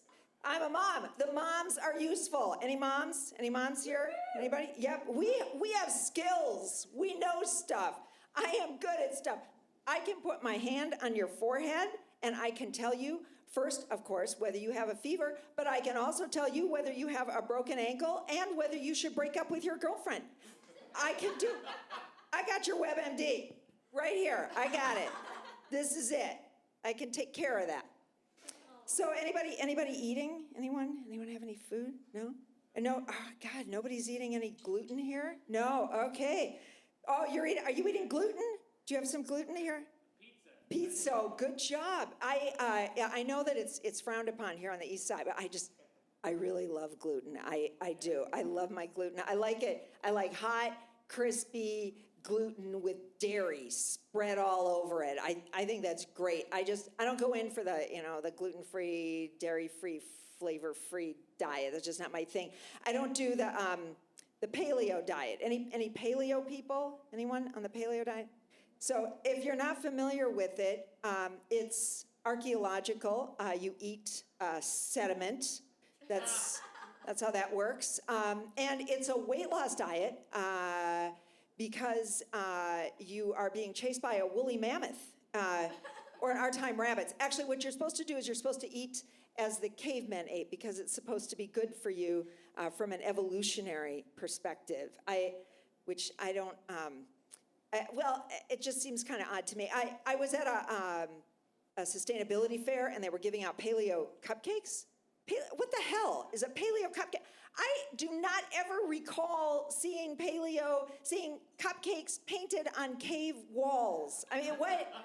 I don't ever remember seeing that. So these cupcakes were sweetened with date syrup because ancient man apparently did not have access to sugar, but they did have access to Trader Joe's, evidently, to the specialty syrup section. So why would you ever want to eat what the cavemen ate? They lived to be, 25 years old?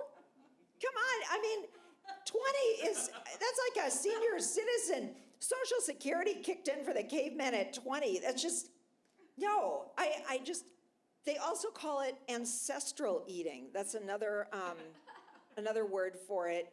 You're supposed to eat as your ancestors did. We had a speaker about this. This is the thing. We had a speaker about this at work, and they said, you're supposed to look at your food and then ask yourself, would my grandmother eat this? It's like, are you kidding? My grandmother was eating borscht while she was being persecuted by Russian Cossacks.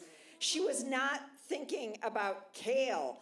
Oh my God, they set the roof on fire. Somebody save the spinach. No, that is not how that happened. By the time I knew her, she was living on a diet of beef stew, Ritz crackers, and chocolate-covered raisins. And she lived to be 98 years old. There's your ancestral eating. Yeah, good, there we go. All right, so I was sick a while ago, and I watched a lot of TV. You know what the weirdest thing is on TV are the pharmaceutical commercials. They're just the strangest things. And the words that they use for those, I think they're the just weirdest words. I have a few for you here. Here, anybody know, anyone heard of this one? Xifaxan? Xifaxan, anybody know what Xifaxan is for? What a weird word that is. You don't know? It's for horseback riding. Don't you watch the commercials? God, you guys, Xifaxan. It's also for irritable bowel syndrome. But I don't think it sounds like it should be for irritable bowel. I think this should be like a science word, like something on the space shuttle or something. Like when the aliens come over for dinner and they get like their alien slime on the couch, you just, just clean that up with a little Xifaxan. Just wipe that over with the Xifaxan. Apparently the astronauts are from Wisconsin. I'm not quite sure how that works. You know what else is amazing about these words?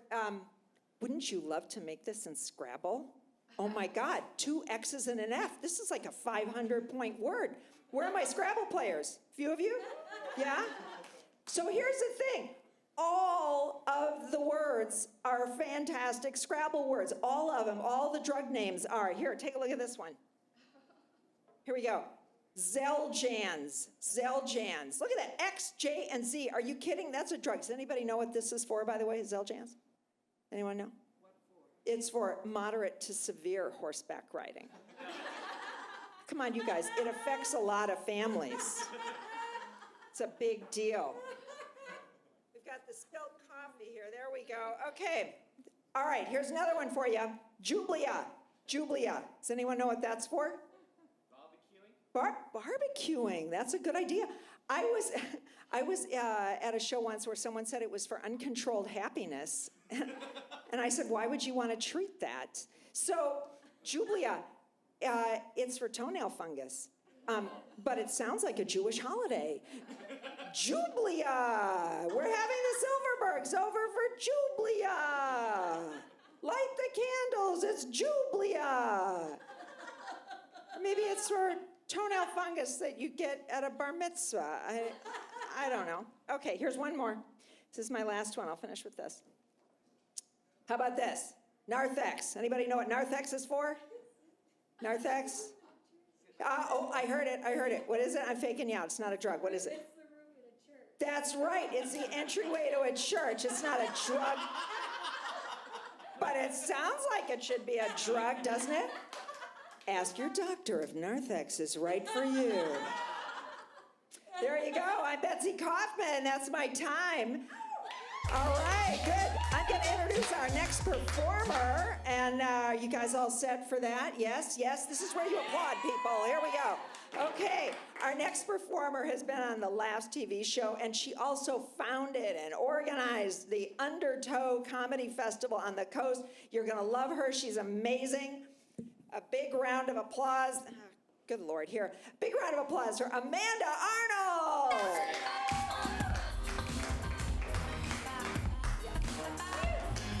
Well, hello. That was like snazzy music. How you guys doing? It's almost New Year's Eve. Are you guys gonna do the New Year's resolutions? You gonna do it? No. Who's still chubby? Who's still smoking? Right? Oh, it's wet. Water effects. It's like flash dance. Oh, it's not even water. It's coffee. I joined the gym. You guys heard about this bullshit? You guys heard about this? I joined the gym, and they bring out like super hot people to like upsell you to personal training. I can't see any of you or any of you them. All right, let's talk shit about them. They're beautiful people. They're the 1%ers. Everybody says the 1%ers are the like the rich people, and they're not. It's beautiful people, and that's why people get rich, is because they want to date or get naked with the true 1%ers, beautiful people. Like collectively, us as a group, we've only met probably 3 truly beautiful people, because most of us are average. Most people aren't ugly. Like, I think somebody really ugly for you to be like, oof, damn. But like, also, you rarely meet somebody that's so good looking, you're like, oh my God, don't look at me in the face. Are you wearing a filter? Like, when I joined the gym, the guy comes out and he's like this super buff guy, like super corn-fed white guy, looks like he shits muscle. Like, you know when guys get so buff, it looks like they grew their own armrests. Their arms just like sit right up here.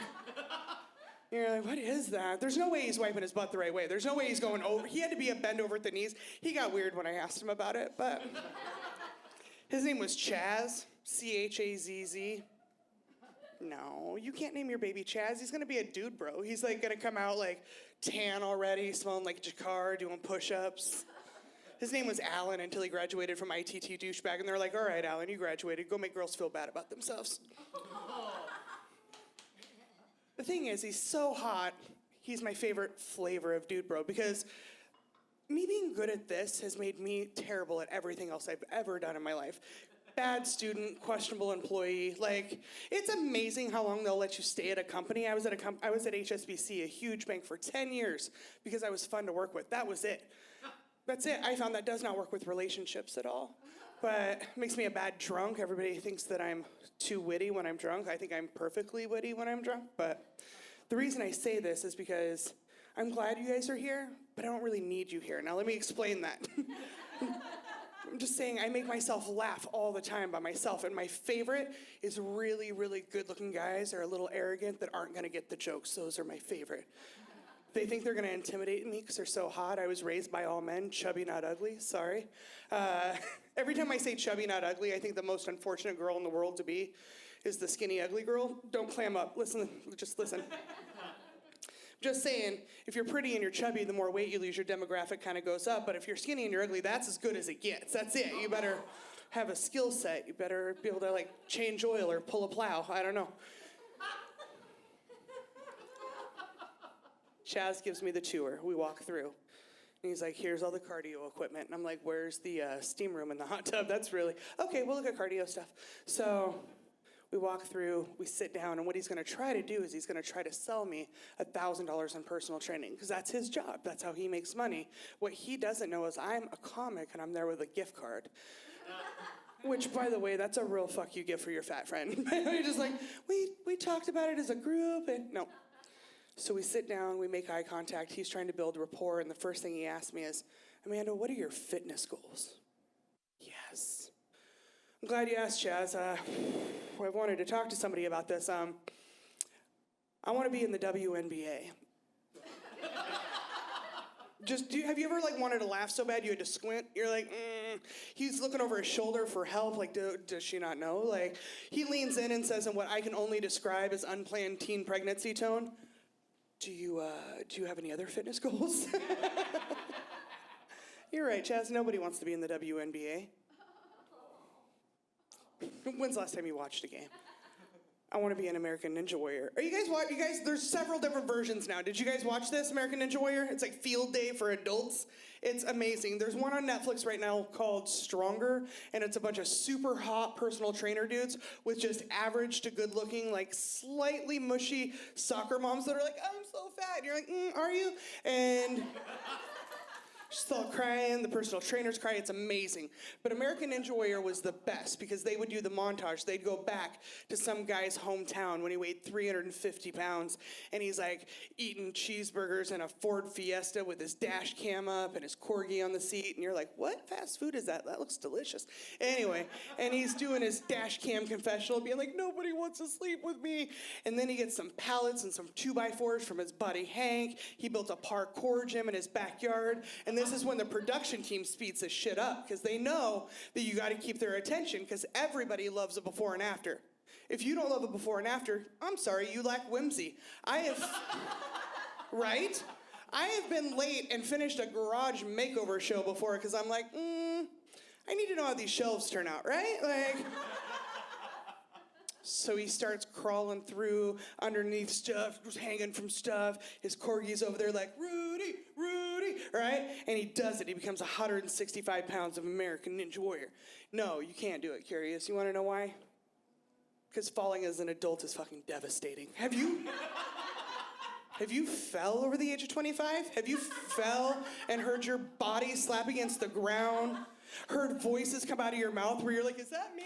Right? Like, I fell in the bathtub a few years ago, like getting into the bathtub, and it has one of those shitty glass doors that slide that has the track, and I like did the splits on it and fell in. My head hit the bathtub, and it was like, doing, sounded like a dodgeball in junior high. And first thing I thought was, oh, the bathtub's metal. Didn't know that. Second thought was like breaking news. Breaking news, woman dies in bathtub. I'm like, this is not how I want to go. But people die like that. My roommate comes knocking on the door because at the time I lived in a house with 5 comedians and a magician. At 37, it's gonna be fine. I hear knock, knock, knock on the door, and he's like, are you okay? And I was like, yes, I'm fine. Where you just want to be left alone? And he's like, cool, because that looked awesome on the cameras. It was amazing. Side note, kind of sad side note, but funny if you're a comic or have a dark sense of humor. He died 2 years later unexpectedly, and I spent the next year looking around that bathroom being like, am I streaming in Dubai right now? Like, nobody would be able to turn off the cameras. Oh, still funny. But yeah, my goals have changed. My goals are, now if you fall, when you were a kid, if you fell, you could be missing a pinky and you'd be like, street lights aren't on yet, right? Get back on the bike, go to your friend's house. If you fall now, like, that's calling to work shit. You gotta call in, be like, I can't come in today. Are you sick? Nah, man, I fell. Like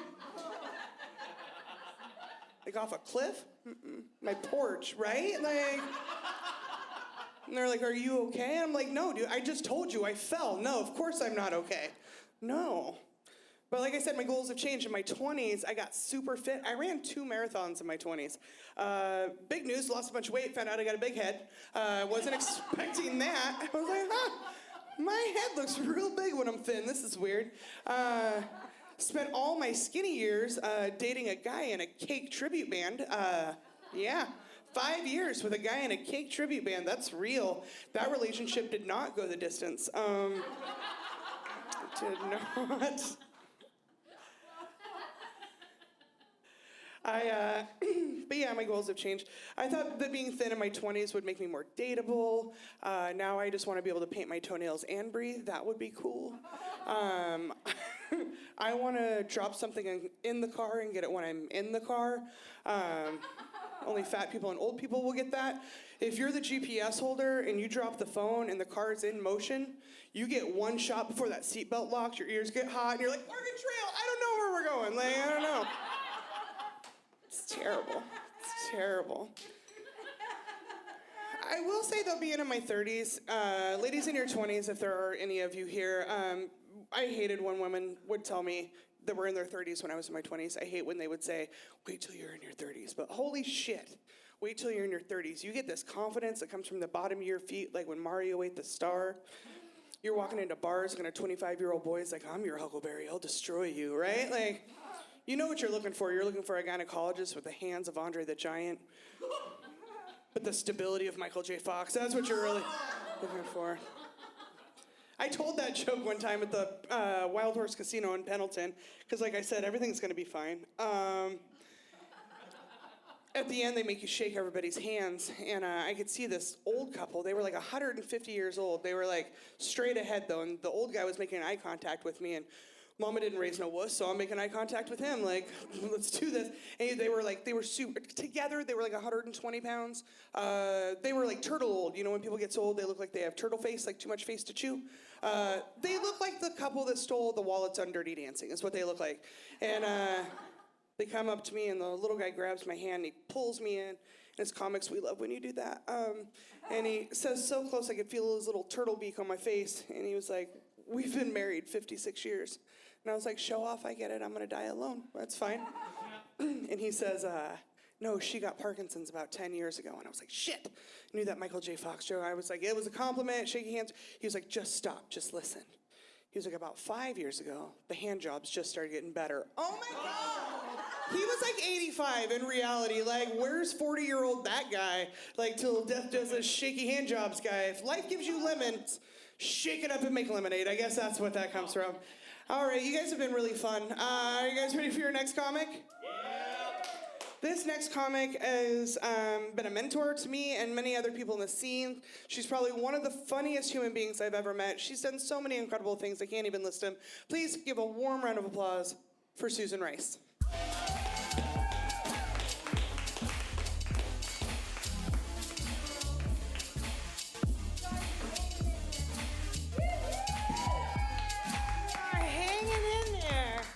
Thank you. Amanda, I just love her. She's so, all the gals are just so great. I just love them to death. Yeah, they're very nice. Yeah. Is the puppy still here? Yeah. Oh, sweet Basil. So, thanks for hanging. Hey, I have a cold. I have that crud that everybody, have you had that? Don't get it. It sucks. You know what makes me crazy, though, when you get a cold, especially, and this is anybody, but especially an older gal, you're coughing, and people want to talk to you. They want to, are you okay? Can I get you something? I'm thinking, Jesus Christ, give me a diaper. Because I can't, I'm peeing my pants.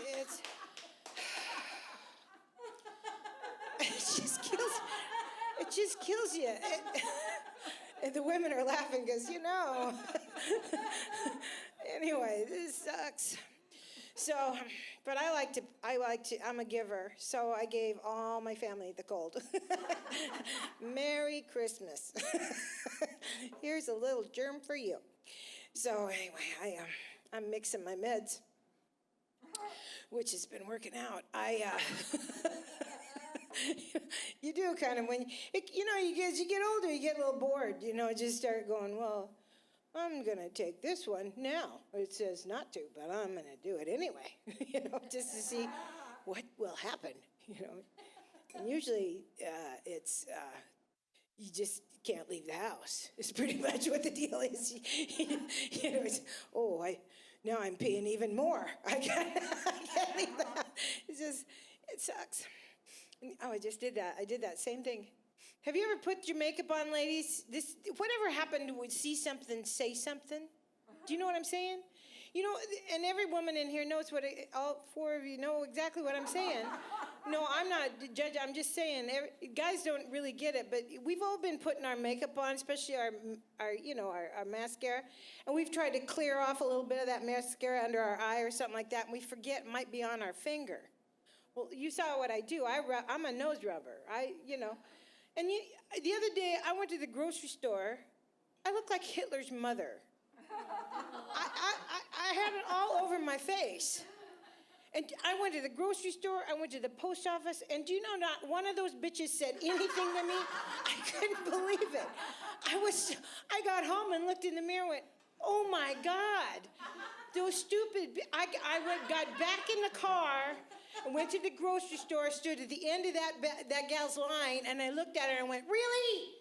Really? You couldn't say something to me? God, makes me crazy. I think my cat finally, I have a new cat. Yeah, I adopted a new, Basil, I'd love to have a doggy, but I can't have a doggy because I can't walk you and you would pee all over my house, so. But I adopted an animal. Have you adopted animals in your lifetime? Yes, you've adopted animals? Yeah, I adopted an animal. I'd never adopted an animal before. I usually just feed everybody's in the neighborhood really well until they want to stay with me. And then I'm a pet pilferer. But I never go to the Humane Society with a friend who's going to supposedly get an animal because they won't let you out without one.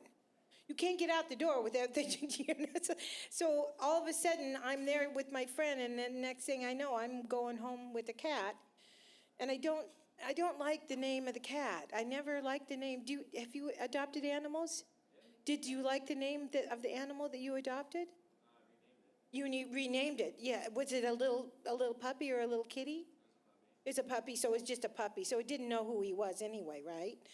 No, so had no idea. See, huh? She was 15? Deaf and dying? So she didn't care what you called her as long as she woke up. That's good. That's good. See, that's good. I hate the name of this cat, and but she's 6 years old, and I don't know. I don't want to pay for therapy, because she won't know who she is, So they named her Cake. Isn't that weird? Cake the cat. And they just gave it as a kitten to some little kid at his birthday party, and he was sitting in front of his birthday cake. And cake and cat sound alike, so they said, what do you want to name the cat? And he said, Cake. So they went, okay, that's cute, but you can't have an old gal like me, my size, standing out on the porch yelling, Cake! Cake! Come on, Cake! Come on! Cake!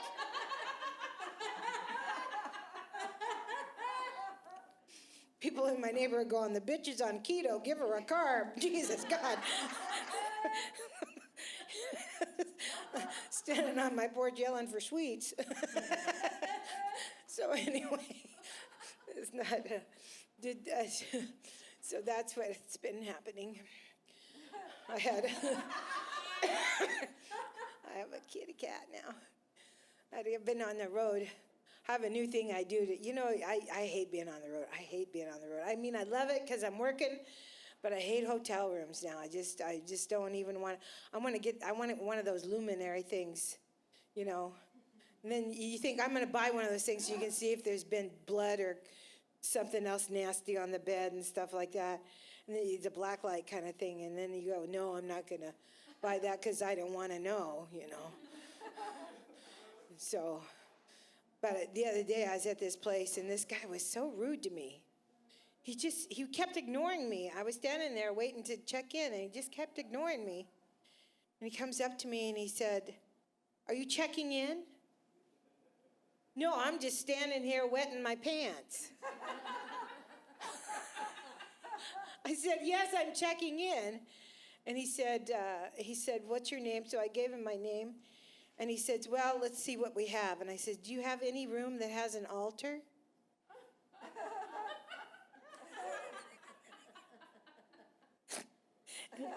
He goes, why? And I said, I have plans. Anyway, you just have to. I know I shouldn't mess with people. It's weird to think that I worked customer service in my lifetime. Yeah, that's not a good idea for me. But I stuck with it a long time. I retired from it. It's a long story, but I've been a stand-up for 35 plus years, but I got hurt and I had to get some insurance, so I got a job at Hannah Anderson. And I don't know if you've ever heard of Hannah Anderson. It's a children's clothing company. It's here in town, has a catalog and everything. My best friend was hiring. She had the position to hire people, and so she hired me. And I said, well, you can't put me in a store because this will say, hi, how are you? But this would say, you should just fuck off and die, So she says, oh, no, we can't put you in a store. You can't be in a store with people. Not after being a stand-up for 20-some-odd years at that time. So I said, okay. So she says, we're going to put you on the phone. So I was on the phones. And I said, that's perfect. I get to talk to people. That's good. They can't see this. So, and then I spent a lot of time in HR because I wasn't quite getting it. And well, it's interesting because they sell baby clothes, and baby clothes should be fun to sell. It should be a happy time to sell baby clothes, don't you think? People happy buying baby clothes. You'd be surprised. People, mothers they call up, they don't have time to talk to you because they got, something will die if they stay on the phone too long. So they have to get shit done quick, and one of the first phone calls I talked to a young mother, I said, hi, this is Susan, can I help you? And she said, my child has a huge head. Okay, well, I have one breast bigger than the other one, so this stuff happens, I thought we were chatting, and she got real upset. She goes, no, I want to buy a hat. Oh, yeah, we sell hats. Okay, we should probably decide, consider what huge means. Do you have to prop them up to sit them up, or what? Have you heard from Barnum and Bailey? Anyway, that was a click. And then And then I didn't know people got pissed off about baby clothes. It's baby clothes. You know what I'm saying? So I've answered the phone. This is the first time I ever got yelled at. I got on the phone. I said, "This is Susan. Can I help you today?" And she says, "Well, so far you haven't done anything right." Mom? I did. You know what? You just have to, you know, and then one of the big things they kept telling me, they said, "Susan, you cannot correct people when they mispronounce a word," which was really difficult that season because they had chosen some colors that were difficult for some people to pronounce. We had a pink that was called fuchsia, but the girls in Brooklyn just couldn't quite get that. You know, "I want to buy that fuchsia. Can I have the fuchsia?" "Yeah, okay, yeah. You can have the fuchsia, all you want." You couldn't say it's fuchsia, because that was rude. And then this one grandma called me up one day and she said, "I bought my grandson a backpack and it's broken. And we had it mammogrammed." And could you hold for just a second, please? Go, "Are we mammogramming backpacks now? Is that what we have to do?" So I got back on the phone, but I knew my supervisor were listening, you know, because I'm already in trouble. So I got to make this work, you know, because I get in trouble again and then I'm gone. So I thought, how can I save this? I know I will mispronounce it in a grandiose manner so that she thinks I'm an idiot. She has a good laugh. I saved the phone call. Everybody's happy. So I get back on the phone. I said, "Ma'am, I'm so sorry you had this experience. We will, of course, replace that backpack for you, and we will mammogram it for you." "Ma'am, hello? Do you need anything else from me?" "Yeah, don't vote."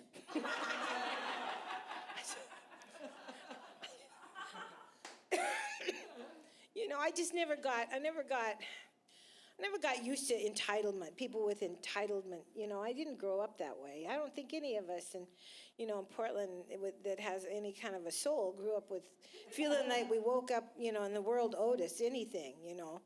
So I had to get used to that there are people out there that really do feel that way, and they voted for this motherfucker. So, but the deal is that, you know, I'm supposed to be nice to these people. And so this one gal called up this one day, and I just had a bad day. And she calls up, it's like in the afternoon, and I said, "This is Susan, can I help you?" And she says, "I'm gonna tell you what you're gonna do, so you better listen." Okay. She says, "You're gonna overnight 5 packages, and if you have to write it down, honey, write it down. I want 5 packages of boys, small, briefs, white." And I'm going to say this, and I'm not going to repeat it. I am not paying for shipping. I said, "Ma'am, I'm so sorry." "What, you're sorry? Oh, you're going to be sorry. I don't want to have to talk to your supervisor." "I'm sorry, ma'am, she will tell you the same thing." "Which is what? What are you bothering me about?" I said, "It's too late for overnight." "Well, what am I supposed to do now?" "Your laundry."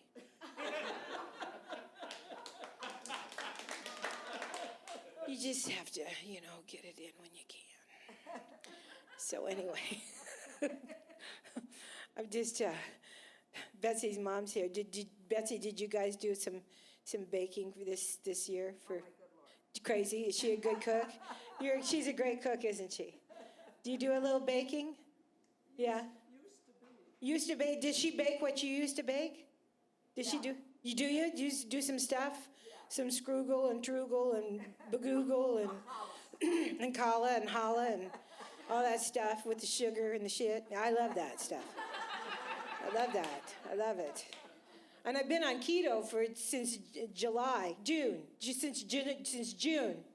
Since June. I got it. I've lost almost 60 pounds, and don't worry about it, I'll find it. But it's at the house somewhere.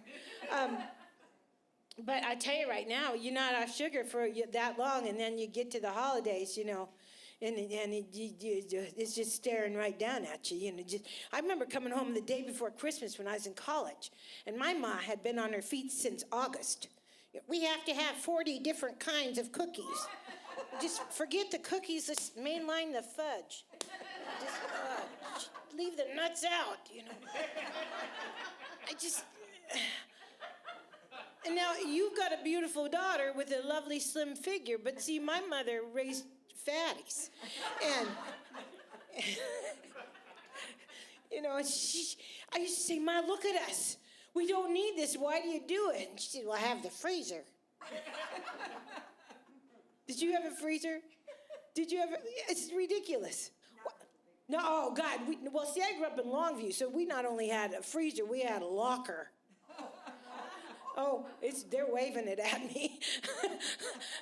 You know, because it's just, because everybody there hunts, you know, animals, family members, whatever it is, it gets in the locker. And my mom used to say, go out to the freezer and get something out of there for dinner. No, there's shit out there older than me. I used to hate that. There was stuff in our freezer. For years, I thought my brother killed somebody. I did. There was stuff in our freezer said the Johnsons. I thought they moved.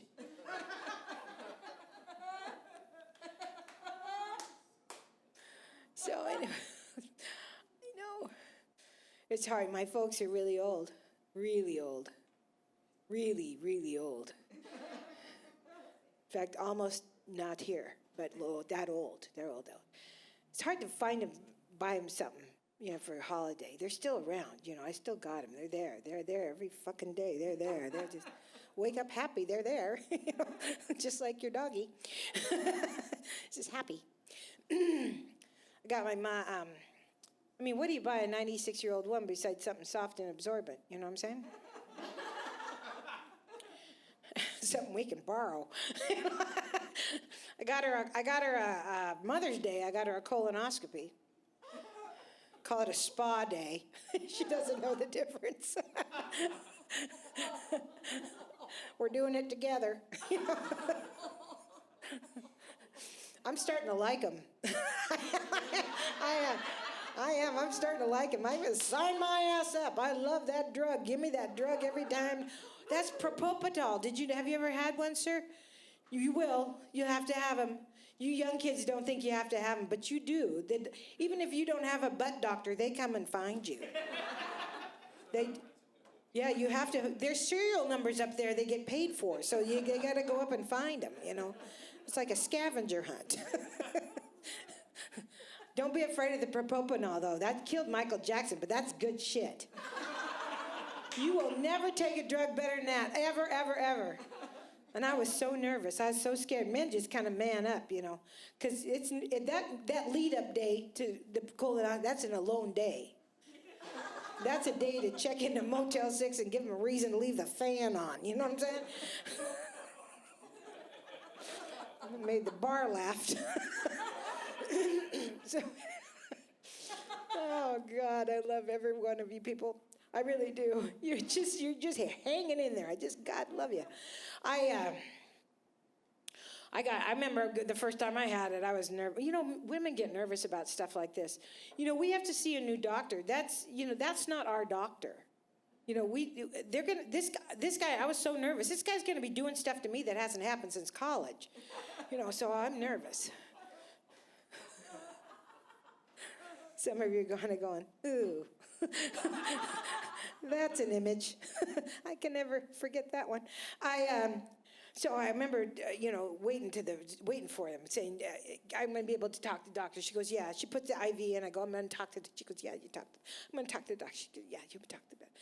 I said, I'm going to be able to, you can be able to do it. Yes. Okay.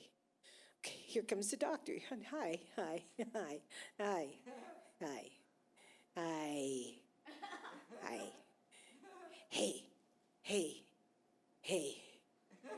Hey, Jude, don't be afraid.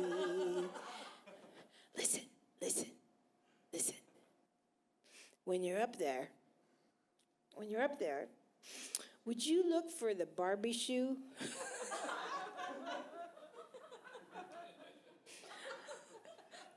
I always like to end on a butt joke. I've had a wonderful time. Thank you, Curious Comedy, for giving me so many wonderful moments on this stage.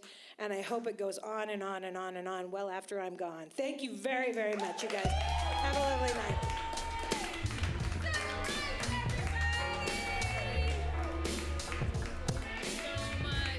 Keep it going, Susan Rice and all the stand-up comedians that you have seen or didn't see because you just got here. This is the Curious Comedy 10-year telethon, 10 for 10, trying to raise $10,000 to launch us into our next 10 years. We'll use that money to pay for crazy things like electricity. Because, you know, take some for the lights and, I don't know, warm it up in here. We're going to take a break. Luke's going to take it away for a little bit. And when we come back, we'll have a bunch of long-form improv. Please donate. Thanks for watching. We'll be back soon. Thank you.